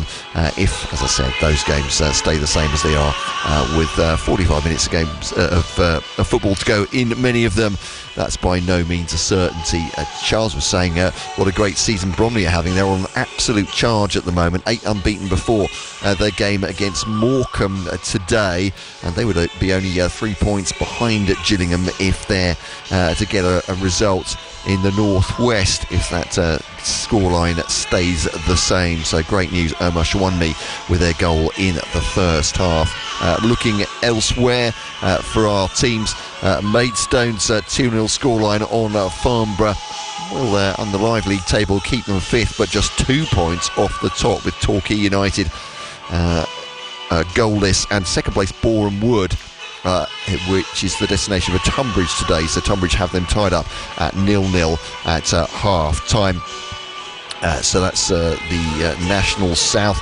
Wedding are losing to Salisbury. Wedding well clear of the relegation zone in that one, but it's 19th place, 18th in that one.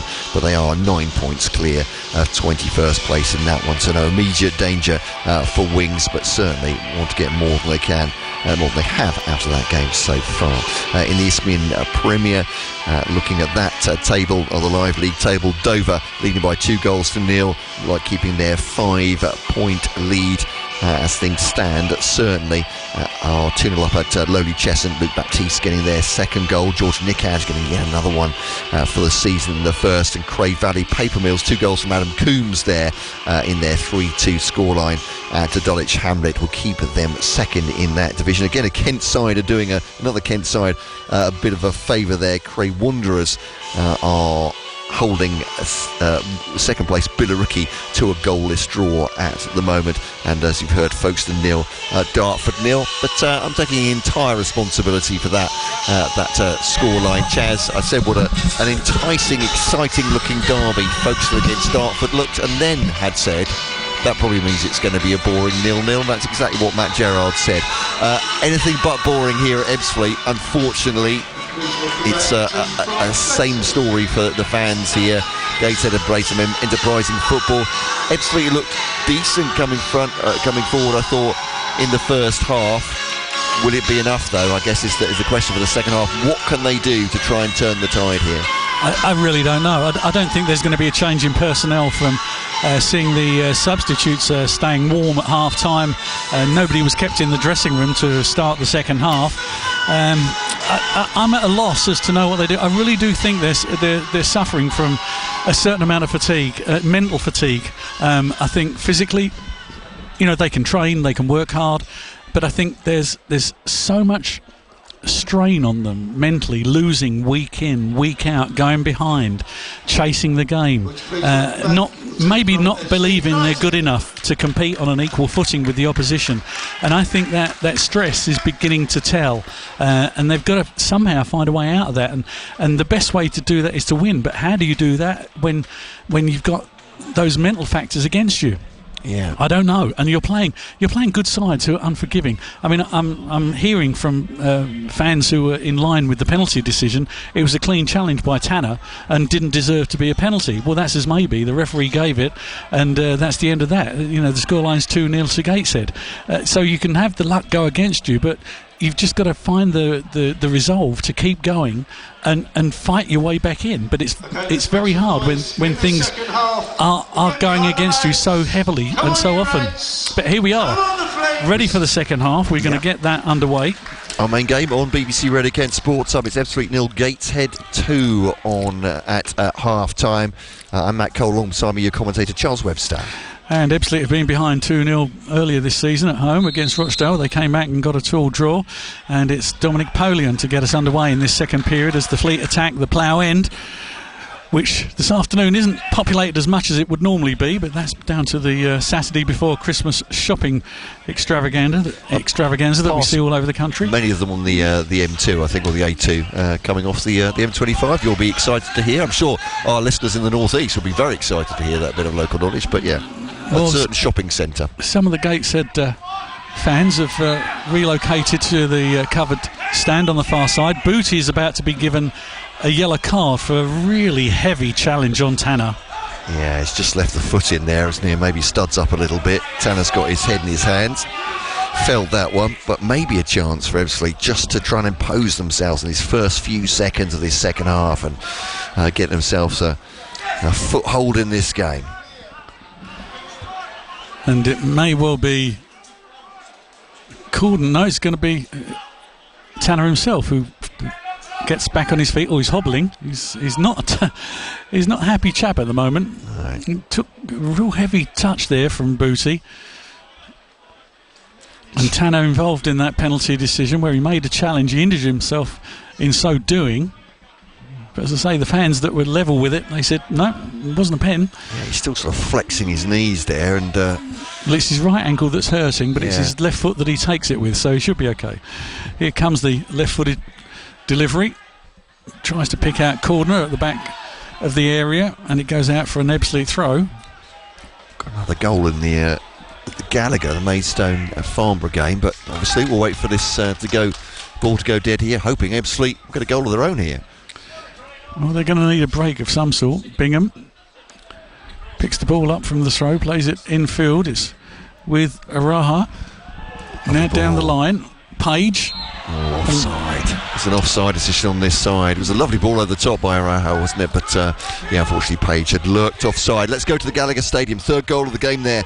Maidstone were 2-0 up at half time against Farnborough. Which way's this third goal gone? Matt Eastley. Make that 3-0 up, Matt. An irresistible finish there. Brilliant play from Blair, threading a lovely ball pass through to Anthony Papadopoulos, who finished with consummate professionalism and style past Turner. Maidstone 3, Farnborough 0. Stones on fire. Goodness me, they were on a heck of a run as well. 14 unbeaten. Here, Ebbsfleet could do with some of that magic, trading 2-0 and Gateshead have the ball. Well, I think Ebbsfleet need a break somehow, and it doesn't look as though Gateshead are going to give it to them, certainly not willingly, as they play the ball around, luring Ebbsfleet out, and Gateshead weave the ball forward with Newton. Oh, and there's a big challenge coming in. Ball goes out for a Gateshead throw on the far side. Came off of Radcliffe before it eventually came away from an Ebbsfleet player. Newton. Ball back to Mason, his goalkeeper. And now they build again down the left-hand side through Grayson. Whelan comes back to take over. Radcliffe to Whelan again. And the ball now with Grayson on the halfway line. He tries to push it forward. He was looking for Warman. And the ball out to the right-hand side. This is a chance for Davis to make an impression. Davis sees Bingham running on. It's a heavy touch by Bingham. Can't keep it in and goes out for a goal kick. But a little bit more creativity from Ebbsfleet there. Yeah, absolutely. I thought Davis has looked really good down this right-hand side. Certainly has that pace that perhaps this Ebbsfleet side is lacking a little bit, Chaz, and some endeavour too. He's played some really nice touches, played the ball past his marker a couple of times, so on the front foot. So it's going to be a goal kick to Gateshead. The man over the ball is Radcliffe. He takes it short to his keeper, and Mason has a look up and then delivers it into the Ebbsfleet half, where it's nodded on. A deft touch by Warman out to the left-hand side, where he finds Hannant. Hannant tries to go round his man, who is O'Neill, and O'Neill's judged to have fouled him in attempting to stop him. Yeah, it was a little bit clumsy from O'Neill there. I mean, I think he was trying to stop him by hook or by crook and ended up, I think, moving into him as Hannant went round him. Whether Hannant would have actually picked up the ball, I suppose, is a moot point, but free kick on this left-hand side. I think Hannant did what he had to do. So the free kick is awarded. It's going to be delivered by Booty. It's not too far away from the Ebbsfleet area. It's on the left-hand side. And all but one outfield player in an advanced position for Gateshead. Big grey clouds rolling across above the ground here, but staying dry in the second half so far. Here comes Booty's delivery, far post, and it's a good touch by the Fleet keeper Cousins to punch the ball away to the far side and out for a throw-in to Gateshead. Yeah, strong punch away, wasn't it? All in bright green, Mark Cousins, with the Fleet in red and white, of course, and Gateshead in an all-black strip. Normally he's in pink or orange, so he's changing it up today with his green. It's orange throw-in Mason at the other end, by the way, in case you're a kit spotter. It's usually the most important part of the commentary. Oh, a lovely turn by Polian. Really lovely. Can he get away from his marker? He needs some help, but he does well to hold the ball up. Back to Tanner. Tanner, well, he thought he was threading the ball forward to Domi. Domi, I think, was worried about getting into an offside position, so he stood firm and the ball ran through to goalkeeper Mason. It's just those little things, isn't it? You can see where, as you say, mental fatigue can really affect players. Is that Tanner's hit that without really that thought, or maybe he could take a little bit of time, could have run the ball on himself, but it's a strong pass which, even if Domi had been running onto it, would have been really difficult for him to take. As I say, it's no great criticism, but it's where psychologically that can affect you, I think, sometimes. And Ebbsfleet trying to defend down their right hand side now. Tanner coming back to help out. The ball goes out for a Gateshead throw. And the mental fatigue is really critical, because football is a game about decision making. Yeah, absolutely. And the better the decisions, the more successful you're going to be. And I think that fatigue is affecting the decision making process. Anyway, here come Gateshead down the left hand side. They're keeping the ball in play, but they can't capitalise. And it comes away now through Domi. Domi, poor ball forward. It was easily dealt with by Radcliffe.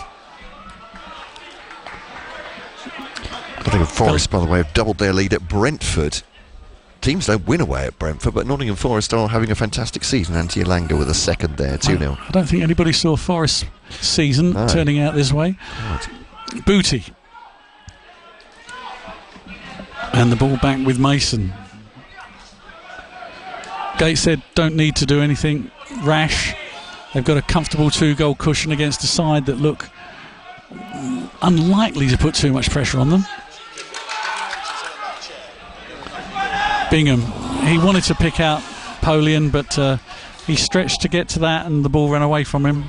Yeah, you could see the idea, but yeah, it's far too far ahead of Dominic Polian, and it's gone off for a throw right hand side. Josh Wright consulting with David Kerslake and Darren Smith, and they're going to make a substitution. Who is it they're signalling to come back to the dugout to prepare?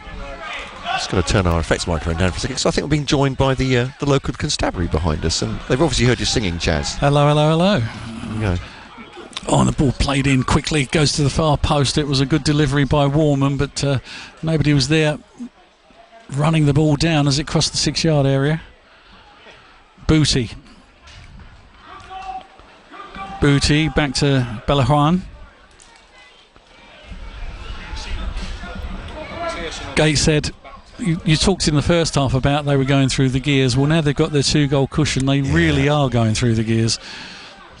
As you said, they can be patient now, can't they? 2-0 up here, and they're just they've not played with any urgency at all this afternoon, and now they're in complete command. Well, I'd argue in patches they have. They've shown their pace, haven't they? But you're right, now they're in command. They're just waiting for Ebbsfleet to make an error, aren't they? Passing the ball around, waiting for them to Ebbsfleet to lose their shape and looking for a third maybe. But as you say, they're not moving forward at any great speed at the moment. Just keeping possession. Booty always lurking with intent. Here's Newton. He's going to have a crack. Oh, and it came off the back of Cordner on partial clearance. Newton again, and that's the sort of accidental mistake where a ball cannons off a defender's back and falls to an attacking player. And that was a bad tackle. That was a terrible tackle. Surely that should be a red. Yeah, it's a But the yellow. referee's going to produce a yellow. Yeah, I'm not sure about a red, Chaz. It was certainly clumsy. He's left his foot in there, Hannon, but it was just a really poor challenge there. Not getting near the ball. Perhaps an orange I might go for. I don't mean to eat. I mean in terms of the card there, but he's left his studs up, and is it Tanner again? It is. He's been tagged. 2 subs though here for And Fleet. Cosgrave is coming on, and so is Soiree. Soiree, predominantly a left back. He's going to replace Page. Page, of course, coming back from injury, so not surprising. And the change is being made. O'Neill passes the armband to Bingham. And Cosgrave coming on for Aaron Cosgrave comes on, replacing O'Neill. Sorry, yeah. So both fullbacks have gone off. 55 minutes on the clock. Yeah.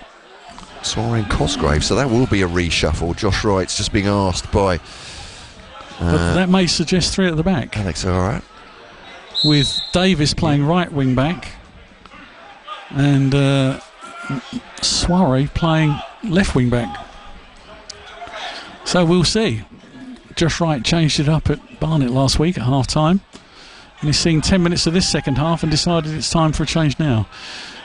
I'm surprised Tanner's continuing because he's taken quite a heavy bashing, and he's got up and dusted himself down, but you could imagine that he may have picked up a knock in some of those challenges. Here's Bingham. Bingham pass forward, didn't quite reach Domi. Cosgrave running around for all he's worth but not making contact. Nice dink by Booty. Forward to Orsini. On the edge of the box, men advancing, flooding forward, shot coming in, and there it is. It's the goal for Orsini. That goal coming after 56 minutes of the game, and Owen Orsini with his 10th of the season. And it's heartbreak really for Josh Wright, who makes the substitutions to have an impact on the game, and he sees his side concede a 3rd goal. Yeah, shot coming from the right hand side has really stung the palms of Mark Cousins. He's stretching, isn't he, trying to turn the ball away from his 6-yard box, but all he can do is parry it back into the 6-yard box. And Orsini, well, when you've got 9 goals already this season, no surprise he's Johnny on the spot. He makes it 10, he makes it 3, 10 for the season, 3 for the afternoon. Ebbsfleet 0, Gateshead 3, and Chaz, now it's about respectability, I think, as much as anything else, isn't it? Yeah, they've got to pick themselves up. They've got to show some dignity. You know, they've got to show some fighting spirit. They've got to show they're fighting for the badge. You know, I'm sure there are some out there that don't really want to be there. They don't want to be associated with defeat, but they've got to wear it. Yeah. And Orsini, I don't think he'll get an easier goal, will he, this season? He just had to walk it in. No, I think, again, it's opportunism, isn't it? He's in the right place, the right time. And when things are going against you, as they are for Ebbsfleet, those sort of goals are conceded because the ball runs free and there's a man in an opposition cert there to punish you. Also, though, really strong shot coming in, wasn't it? Mark Cousins struggling to hold it, so you can understand from a Gateshead point of view they have manufactured that to an extent. Tanner battling for possession, gets the ball back to Araha. Cordner flashes it forward to Bingham. Polian's there, but Polian bundled off the ball. It was a challenge by Radcliffe, but there was no foul involved. Yeah, I think Radcliffe just held his ground there, didn't he? Polian was just moving in towards him. By the way, I don't know if this is a competition between the two sides from the north-east, but as Gateshead scored their 3rd here, and Newcastle scored their 4th at Ipswich, so Alexander Isak has a hat-trick now, and the Suffolk side have little chance of getting back into that one, surely. Brighton have Albion have a goal-to-nil lead at the London Stadium against West Ham. Mats Vifa has got the goal for them there. Now, Polian's only just getting to his feet, but there's no sign of a physio coming on to tend to him. He's on his haunches now, but Ebbsfleet not sending on anybody with a magic sponge to try and assist him.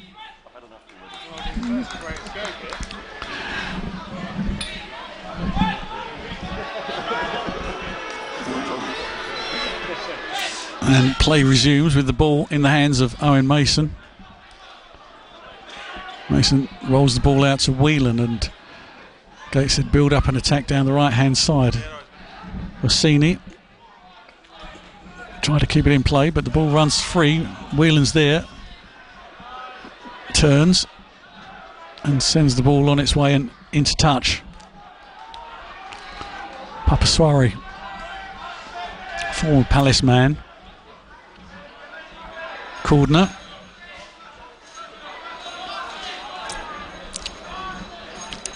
Dallison. Ebbsfleet with 3 at the back now. Soiree on one side and Davis on the other. It's wing backs. Tanner helping the ball on to Soiree. Heavy ball into Bingham. He couldn't bring that under control.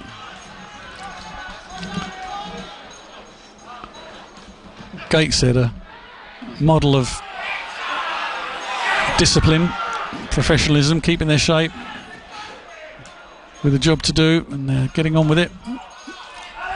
Minimum fuss. Not created too many chances, but they've been ruthless with the ones they've had. And young Max Manktelow is going to be coming on.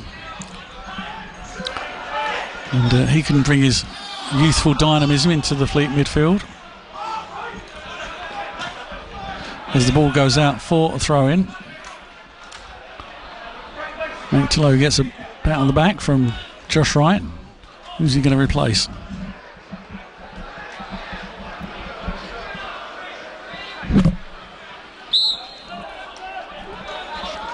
And the throw's going to be taken before Manktelow can be introduced. And it was Boosie, always present for Gateshead, always lurking and available. Orsini got into a good position, but it was well read by Cordner. Now Bingham inside to Araha. It's a good run by him. Cosgrave not quite able to get behind Grayson and the Gateshead defence.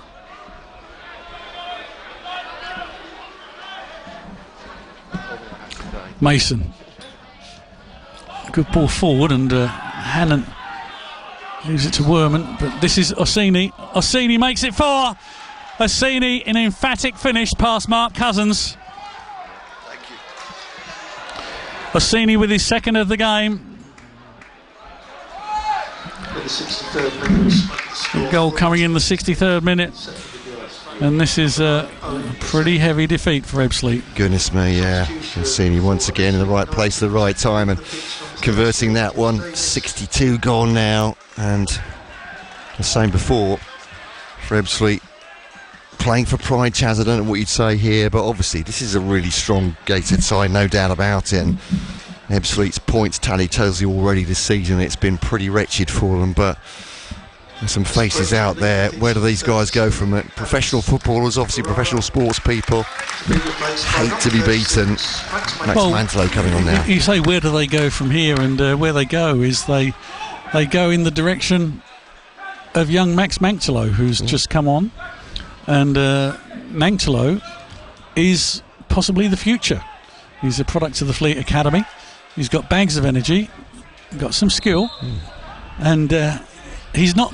I was going to say he's not coloured or affected by a lot of what's gone on this season, because he's not been a part of it, and he can just enter the game and play his natural game without fear. As the ball is played up, Cosgrave challenges, but as usual, Gateshead get the ball away. Dallison tangles with Orsini. The referee says he has a look at it. He says no foul there. I think Orsini was hard done by, actually. Yeah, certainly a physical challenge. I'm not sure. The referee's not given a foul for that one. A physio's coming on. Orsini with 2 goals, I think.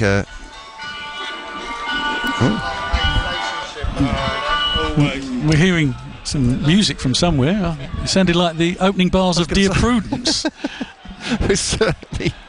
So when there's a player down there, we're going to have Spot the Tune. I thought it might have been that ABBA tune, actually. But there we go. But it could have been Dear Prudence. It was definitely Dear Prudence. Wasn't give me a man after midnight, or a goal after half time. I don't know what it is that you're listening to these days, Matt, but nothing good. There's going to be a change for Gateshead. They're going to bring on a substitute. West Ham have equalised, by the way, at home to Brighton. Mohamed Kudus making it 1-1 in that game. You're right, is Assini coming off? He is indeed. He won't get himself a hat-trick tonight, but he's done enough damage, I think. So Assini coming off to be replaced by Javan Malcolm. I think Assini's had a reasonable afternoon. Bagged a couple of goals. Led the line well.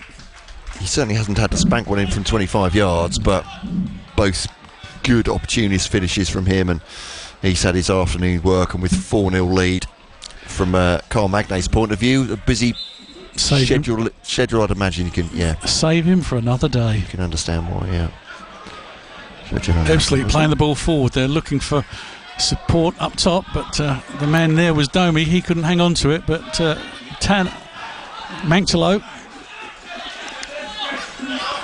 Manchello, all action, moves constantly. Bingham always trying to pick out Polian, but way too heavy for Ebbsfleet's forward, leading scorer.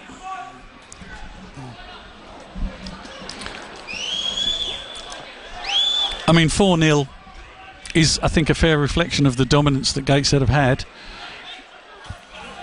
Yeah, they played some lovely stuff here, and Ebbsfleet have been just trailing their wake a little bit here.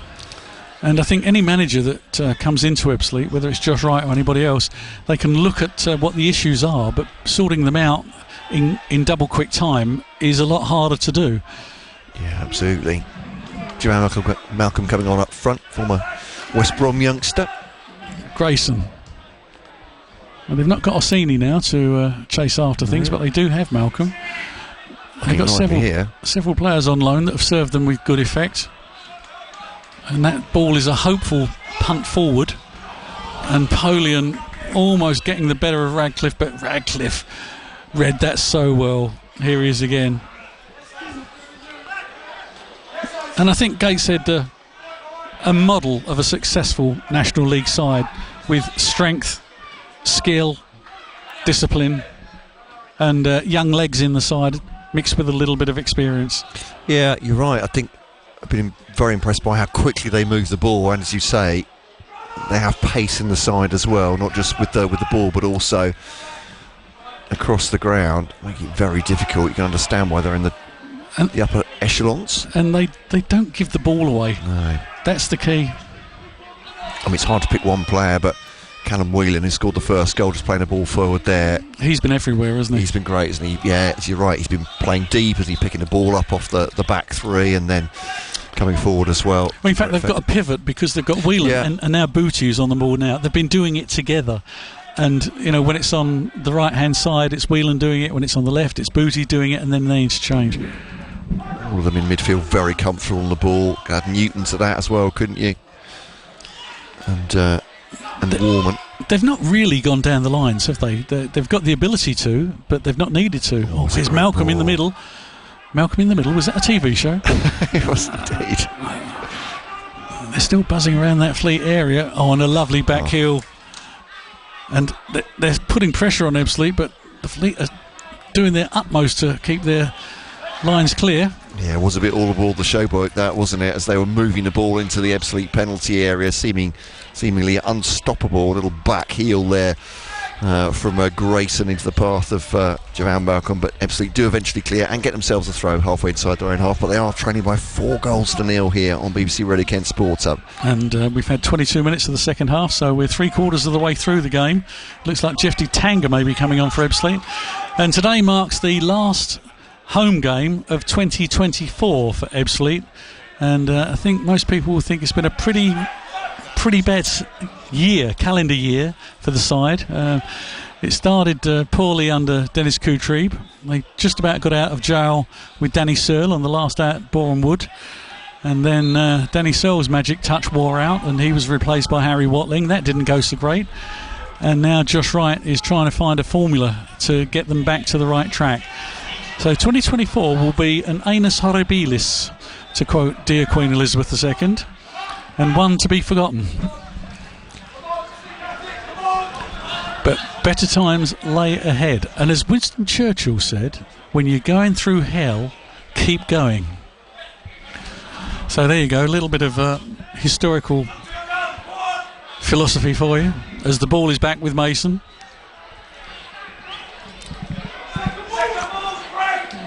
Newton picks the ball up brilliantly with a deft touch in midfield and then races away out to the left hand side, serves the ball down the line to Hannant. Hannant inside. Is that number 5? No, this offside flag was there. In fact, I knew it was offside because it was given by Matt Cole. So once Matt Cole's decided it's offside, it's offside. Yeah, well, I can see easily from here, obviously from 50 yards away. But 2 more substitutions for Ebbsfleet now. It's Kwame Thomas. Is he coming on in a mask, I think? He had a facial injury. He had a facial injury. Which, yeah. I wondered why you turned up today with a linesman's flag, and now I know why it is, because you give the decisions. Please, I don't want to enrage the crowd around me, suggesting I'm giving particularly not the penalty. They look to you for leadership. Well, I have to say that Josh Wright is much better placed than I am at that. But so 2 substitutions, Domi coming off.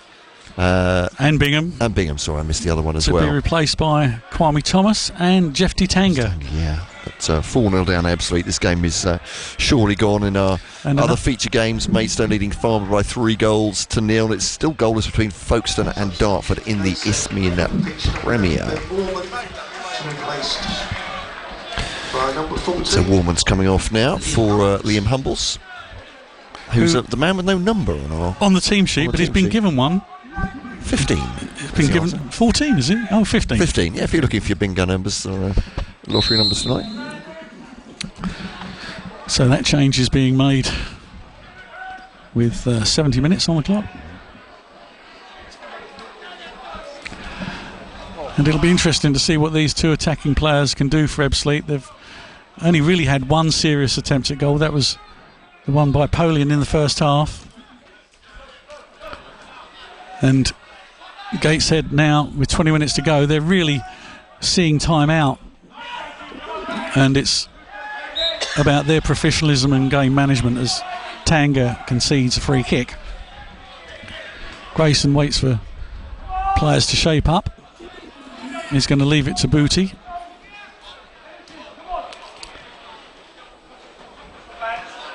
I mean, this Gateshead side, let's be honest, they're not a side that have been thrown together overnight. This has taken a bit of time to put this squad together.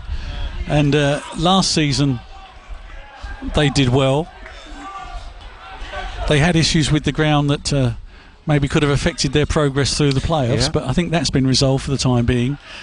And they're still a work in progress, but they're a work in progress that's been happening for a while, and they've been maturing for the last few years. So they're coming to a peak now, and we may see that development rewarded this year with a serious challenge for promotion. Yeah, a great side, I have to say.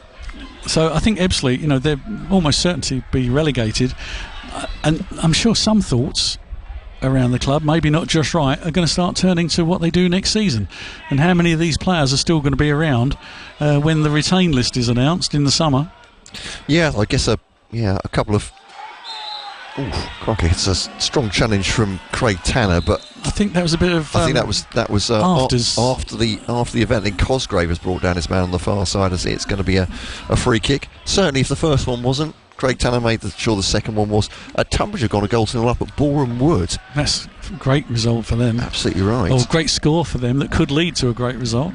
It's not terrible for Maidstone either, who are trying to climb up those playoff places. Tunbridge just outside to start this afternoon, but yeah. See, that's the sort of result that Tunbridge can pull off. Yeah, that would be mighty impressive if they get a win there.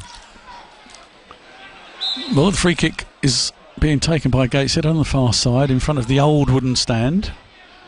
They're taking their time because there's no compelling reason why they should hurry. The ball played up towards Malcolm. Malcolm with the ball down by the corner flag. Wins a throw-in. That's where Chatham have gone the goal still down at Carshall, and that would end a long unbeaten run for Chatham. I think it stands at 12, should they be beaten, but I'm sure Kevin Hake's side have got other ideas. So yeah, Gateshead advance through the middle this time. Bodies there, and they were looking at Jean Bellerin to deliver the coup de grace, but it didn't happen. Throw-in instead. It's now become a bit of a training exercise. Yeah, I'd agree. The atmosphere here has gone absolutely flat, hasn't it? You can understand it from Ebbsfleet fans' point of view here, and I think with those couple of changes you're saying for Gateshead, with Malcolm coming on for top scorer Rossini and Ben Warman going off as well, things have gone a little bit, just flat, I would say. It's Polian has switched over to this right-hand side. He's also taken on the skipper's armband from Bingham, but that ball's never going to be any good for him as it goes way too far forward, and Mason can take it comfortably. Yeah, you're right. So Ebbsfleet playing a 3 up front, aren't they, with Cosgrove on the left-hand side, Thomas in the middle and Polian on the right at the moment. It's a sort of 3-4-3 formation. I think it's a 4 at the back now, isn't it? With Davis right and Soiree left and 2 centre-halves in the middle, more or less. So, but Davis has dropped deeper. They're trying to obviously trying to force the issue here, but already 4-0 down. Apart from bringing on the youthful Manctolo, there is nothing that you can see in this group that could change the direction of the game in any way at all. Even the consolation goal that Ebbsfleet got at Barnet last week. Where could a consolation goal come from at the moment? It's hard to imagine what the move would be that would deliver a consolation goal. Yeah, it does feel that Gateshead are playing within themselves here as well, aren't they? With the 1,275. 1275. So 1275 is the count. We've got a bit of a stoppage here actually, so I think we've got another goal in the Maidstone game against Farnborough. Let's go to the Gallagher and find out who's got the 4th goal of the game between these two sides. At the Gallagher, Matt Eastley. Yeah, Maidstone 4, Farnborough 0, home and dry now, the Stones, surely. It was a Brooks corner, Temi Aweka rising in the box. I thought it went straight in off Aweka, but we think Rush may have got a touch just before it went in. Still waiting for that to be confirmed, Matt, but there's no doubt about the score. It's Maidstone 4, Farnborough 0.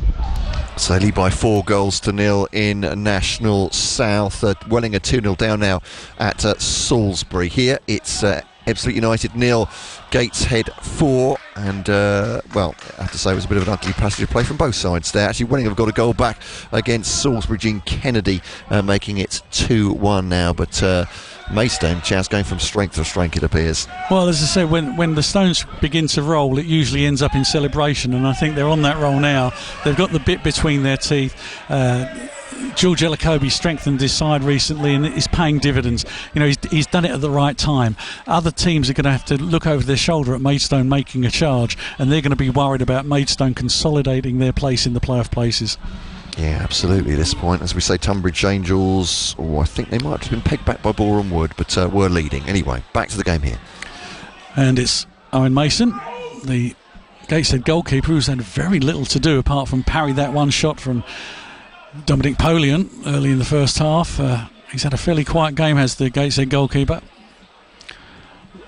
And the Heed really going through the gears, as Matt said, in the first half, and they're not being disturbed in their practice session at the moment. Booty knocks the ball forward. Well, it'll be a long journey home for Gateshead if they'd have lost this one, but I think the journey back up north is going to be one of celebration. You might have a glass of soft drink to celebrate, but certainly they're well poised as they look to go into the new year with their position in the table very, very optimistic as they head towards those playoff places at the end of the season. Yeah, forced a corner now. Is that Javan Malcolm who's just gone down in the 6-yard box there? I think he was challenging Mark Cousins to try and get the ball and put it over the line, but it's actually scrambled away for a corner, left-hand side now. They're going to make their 3rd change, I think, here as well. Kane Adam is... and Colkett. And Clockett is there as well. Colkett, I should imagine. Corner comes across. It was near post, headed on, but... the the direction of travel, took the ball away to the far side. Ebbsfleet cleared their lines, but they're not going to get it away to a red shirt. And some of Gateshead's play quite naturally is walking pace now. Booty in no hurry to accelerate things. Oh, and this is a chance for Malcolm. Malcolm on his left foot, plays it out to his left-hand side. Could there be a shot coming in? No, they're teasing the Ebbsfleet defence. A back heel by Whelan didn't produce the desired effect. And Ebbsfleet, when the ball is cleared, they can't get a man underneath it. And it's Booty that ties up. Yeah, Regan Booty full of running still, isn't he, in this late stage of the game? As you'd expect, but certainly maybe he'd have an excuse for just laying off the gas a little bit. But Gateshead coming looking for a fifth here. And you wouldn't bet against them getting it. No. We've got 10 minutes to go. It's Ebbsfleet 0, Gateshead 4. Another disappointing performance for Ebbsfleet, and that's 2 games under the management of Josh right now. He's still looking for a point, still looking for a win. He's got a pretty monumental task on his hands with such a big squad. And the ball played into the Fleet area, but it's a little hard. And I see that Dartford have taken the lead at Folkestone. Am I correct in understanding that? Let's just check now. Hopefully I'll get an indication that we should go to the game. He may have spoilt the teaser there, Chaz. There we go. He's ruined everyone's Christmas. He's told you what's inside his presents. I'm sorry about that. We'll go there as soon as we can, Chaz. And on the team sheet, it's listed as Charlie Clockett. It's Colkett. It is, yeah. That's why I said Clockett. I do apologise. And Booty and Hannon are going off. And that comes with 8 minutes of the game remaining. Yeah, and with 2 more of their midfield players going off there, and including the captain. Smart rotation. Yeah. They've got plenty to do.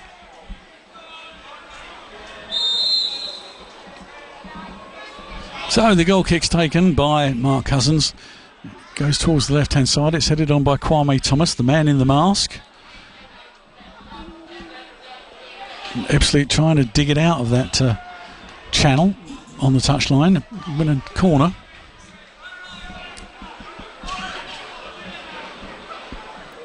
And after this game, Ebbsfleet's next outing is going to be at Southend on Boxing Day. And they return here on January the 1st for an encounter with Dagenham, which is always exciting. But I think the Daggers are looking ahead on that day. They'll be looking ahead to an FA Cup game that's coming up. Indeed. So maybe bigger fish fry. They're losing 3-0 at Wealdstone right now, Dagenham Redbridge, in this division. Maybe Dagenham will have other things on their mind. Who knows? But Ebbsfleet have only got one thing on their mind here, and that's trying to keep this scoreline down to 4. And there's a strong run down the right-hand side. Bellahoon goes all the way, and it takes a challenge from, I think it's Soiree. Oh, the clatter comes in from Bellahoon. Bromley have gone 2-0 up at Morecambe now. Michael Cheek with the second goal of that game. Bromley looking to go 9 unbeaten into the top half of League 2. What a career Cheek's had. He has, of course, he was here, yeah. And when he was here, quite often he was left in the stand for some bizarre reason, which I never quite understood. He's made the step up like it isn't a step up, hasn't he, pretty much. Free kick here, but let's go to that goal then at the Folkestone-Dartford game. The first one of the game. Matt Gerrard can tell us about it. Yeah, it's Folkestone 0, Dartford 1. Folkestone have been giving away so many free kicks around the penalty area. They've done it again, and they have been punished this time. Floated in by Carruthers. Josh Hill got up highest at the back post, flicked the ball across, and there was Callum Jones to poke in his 6th goal of the season. The second half hasn't really been great. Played in terrible conditions. The rain pours down here. Dartford probably deserved to be in front. They showed a little more attacking threat than Folkestone, and with 8 minutes to go, it's Folkestone 0, Dartford 1. Dartford going 11 games unbeaten. Yeah, indeed, stretching that unbeaten run perhaps then, Matt. Thank you very much for the goal to nil lead at the moment. Ball flicked on here, Ebbsfleet going into the penalty area. Tanga went for it, but there was great defending to prevent Tanga getting a shot on target. The Fleet get another corner. Yeah, nice flick on that from Thomas, wasn't it? Rising highest, but also A little deft flick off the forehead into the path of Jeffy Tanga. Just couldn't convert, unfortunately. Well, Thomas is your man. If you want to play the ball in the air, he will challenge. And it's Tanner again. On the far side, his left-footed delivery will take the ball away from the goalkeeper. And Dallison battling for position. And Cordner, he couldn't connect. And there's a lot of jostling going on as the ball is played in again. A low diving header and it's in! The Fleet pull one back. They do get that consolation, and it's the first ever goal for Ebbsfleet, scored by Tyler Cordner. Tyler Cordner makes it Ebbsfleet 1, Gateshead 4. Yeah, recycled, wasn't it, from the original set piece. Ball swung in from the left-hand side and stooping to conquer, dare I say, stooping to Cordner for Tyler Cordner, deflecting the ball off his head into the bottom right-hand corner. No chance for Owen Mason, and maybe that is a consolation. It feels like a consolation for these fans, Chaz, who've not had much to shout about this season so far. No, and it came in a dramatic fashion. It came, as you say, they recycled the ball. The corner came in, and Cordner, he showed the determination that the Ebbsfleet fans are looking for, and he'll be delighted with that. Maybe we'll get a chance to speak to him after the game, but that's his first goal for Ebbsfleet. Now he's scored for every club he's played for. Radcliffe pushes the ball forward.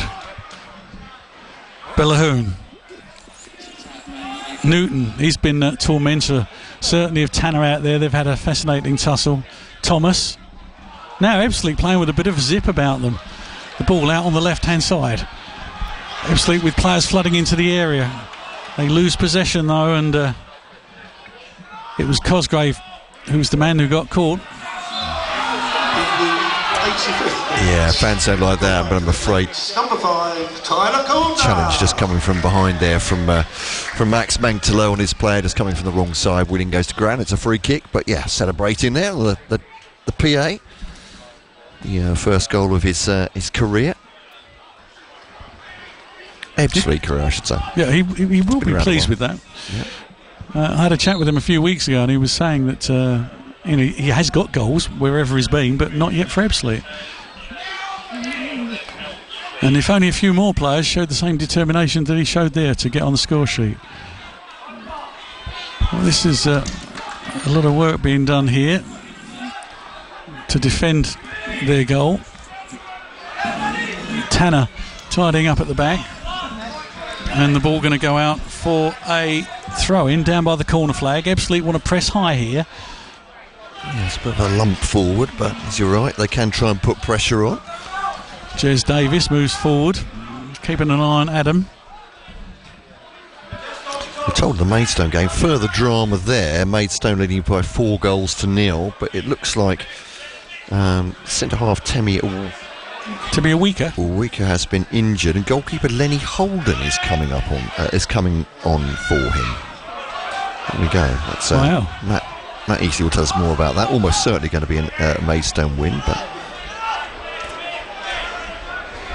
Here's goal scorer Cordner, flighting the ball up. It's a challenge for Thomas, headed on by Mangtelo. Oh, and offside. But Ebbsfleet showing a little bit of ambition. Eventually it was Cosgrave who got the effort that was denied for his offside position.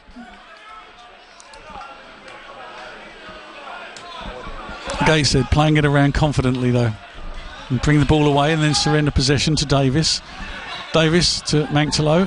Mangtelo to Thomas. Oh, and Davis got called out there. And when the ball breaks in midfield, inevitably it's a Gateshead player that picks it up. Here's Newton. And that's to the left-hand side where Whelan takes over. Whelan back to Clockett. Grayson has had a good game today. Strokes it forward, gets it back. Radcliffe tries to pick out a runner on the far side. It goes out of play. Just 2 minutes remaining.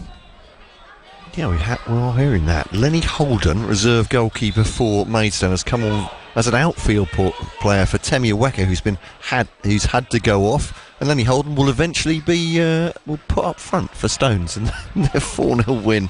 Or sorry, 4-0. Have they run out of outfield players? It sounds like it is.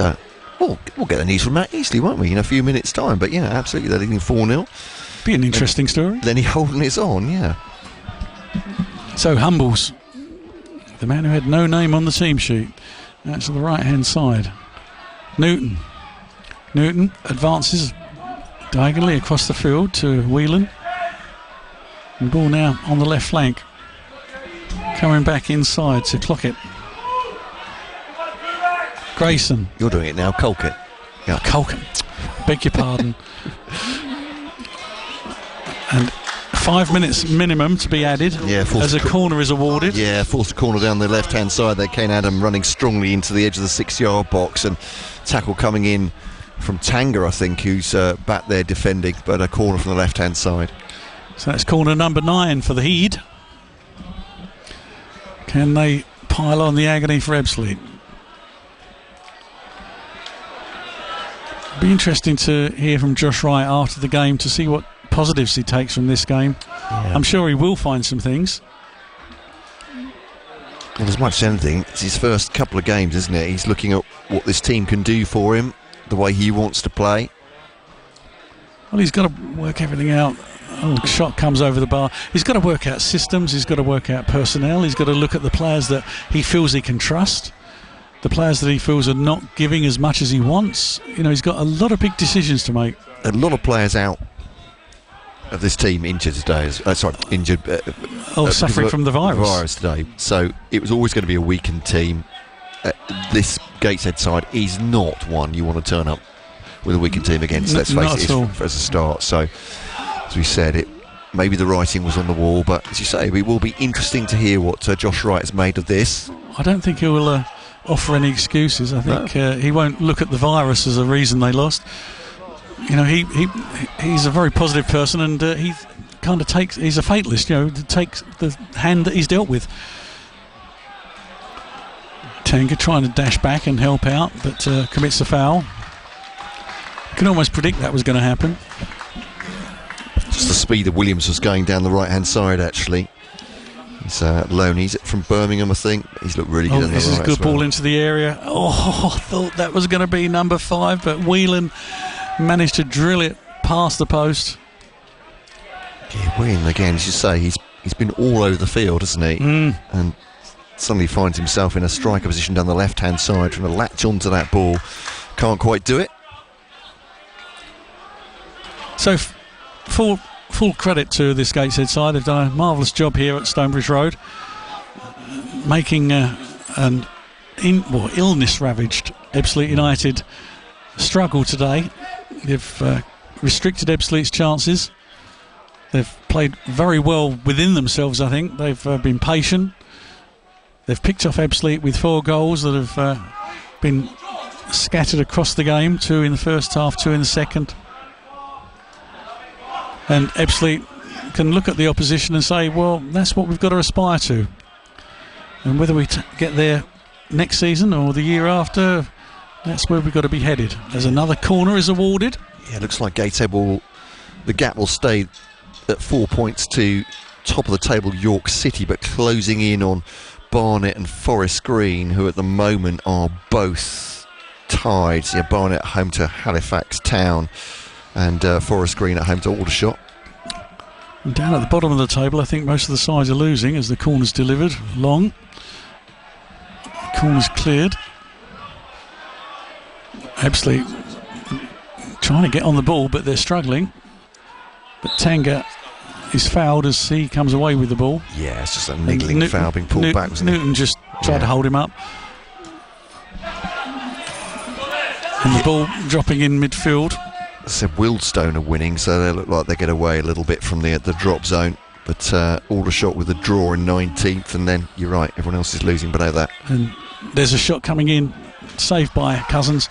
And Tamworth, I think they were losing. I don't know if they still are, but they've obviously got an FA Cup tie with Spurs on their mind. They've turned it round, actually. They're beating Sutton 2-1 now. So maybe they have got it on their mind. Maybe they're trying to play their way into a contention for a place, those players. Ange Postecoglou won't want Tamworth to be too confident. Spurs against lower opposition generally ends up the wrong way for the Tottenham side. Good ball into the centre of the area. Malcolm battling for possession, keeps hold of the ball. A shot comes in. Oh, and that was just wide. My guess is that Big Ange what will he do? I think he won't change tactics. I'd imagine he'll play exactly the same way as he does normally. But he'll put out a weakened side, and that'll end in tears.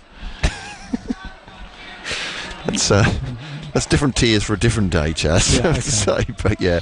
But fantastic for a team like Tamworth, isn't it? It's the aspiration, isn't it? It's not the aspiration. It's like Bromley going to Newcastle, isn't it? I mean, what a fantastic FA Cup draw. It's won by getting through 2 rounds, but also this one's all over and done with. It's ended with a reversal for Ebbsfleet, another defeat on home turf. They've lost by 4-1. The goals coming for Gateshead in the 18th minute through Whelan with a 20-yard effort for his 6th of the season.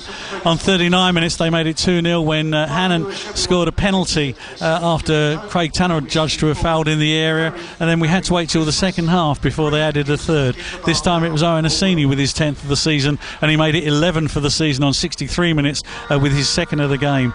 And Ebbsfleet, they did get a consolation goal, just as they did at Barnet last week, to make the scoreline exactly the same as it was at Barnet, 4-1, when this time it was a corner that wasn't dealt with effectively by Gateshead, and Tyler Cordner got his first goal for the Fleet on 85 minutes.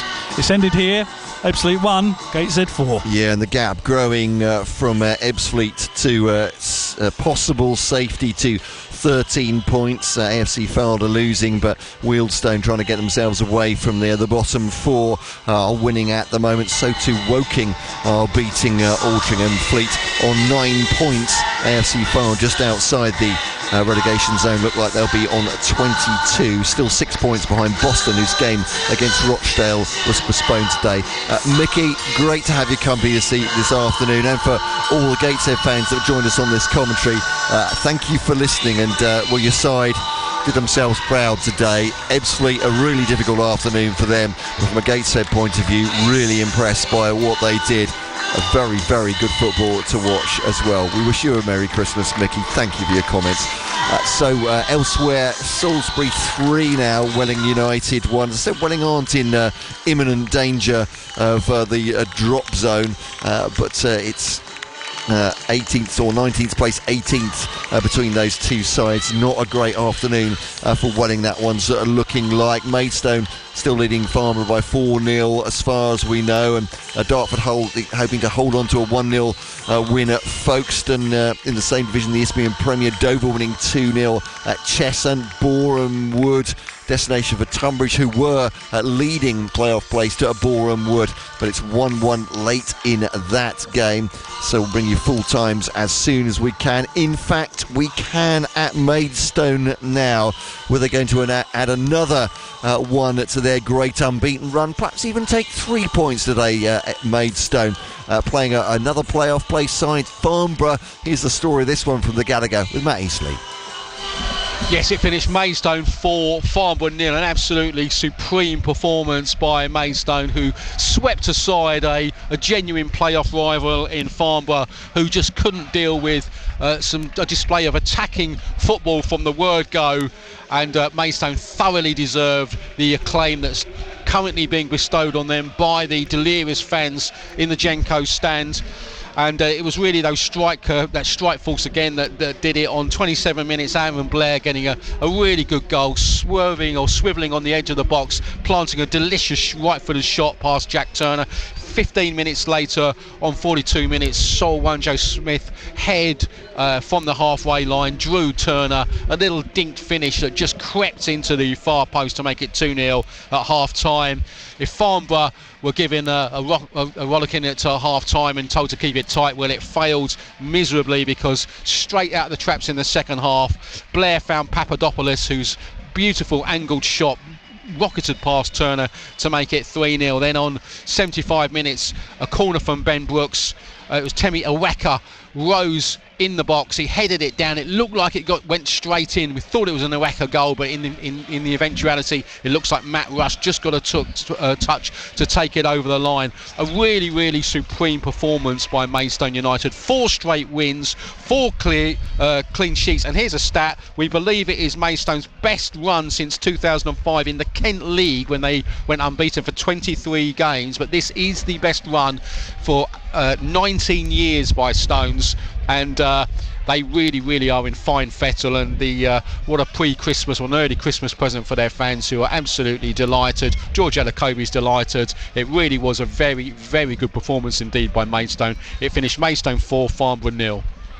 Matt Easty, thank you very much. We're going to head straight to Cheriton Road, actually. I think it's the later stages, it might even be full time now, of Folkestone against Dover, the Kent derby in the Isthmian Premier. Let's head to Matt Gerrard. Yeah, it's Dartford who've done it, Matt. It's Folkestone 0, Dartford 1. Not really a great game, I have to say, played in difficult conditions, but Dartford, who probably were the better side throughout it, gave a very few chances. Folkestone kept giving away free kicks around to the penalty area, and finally it was rewarded. Samir Carruthers' cross came in, good header across the penalty from Josh Hill, and Callum Jones poked the ball in from 8 yards to give them that goal with 10 minutes to play. Again, not many 2 shots on target. Difficult conditions, windy and blustery. Dartford really in good form at the moment. That's 11 games unbeaten in this division, and Folkestone, that's now 4 defeats on a spin for them. I say, not a Christmas cracker, not many people are going to remember this, but this time of the year it's the season to talk about darts, so that could be Dartford as well. Finished here at Cheriton Road. It's finished Folkestone 0, Dartford 1.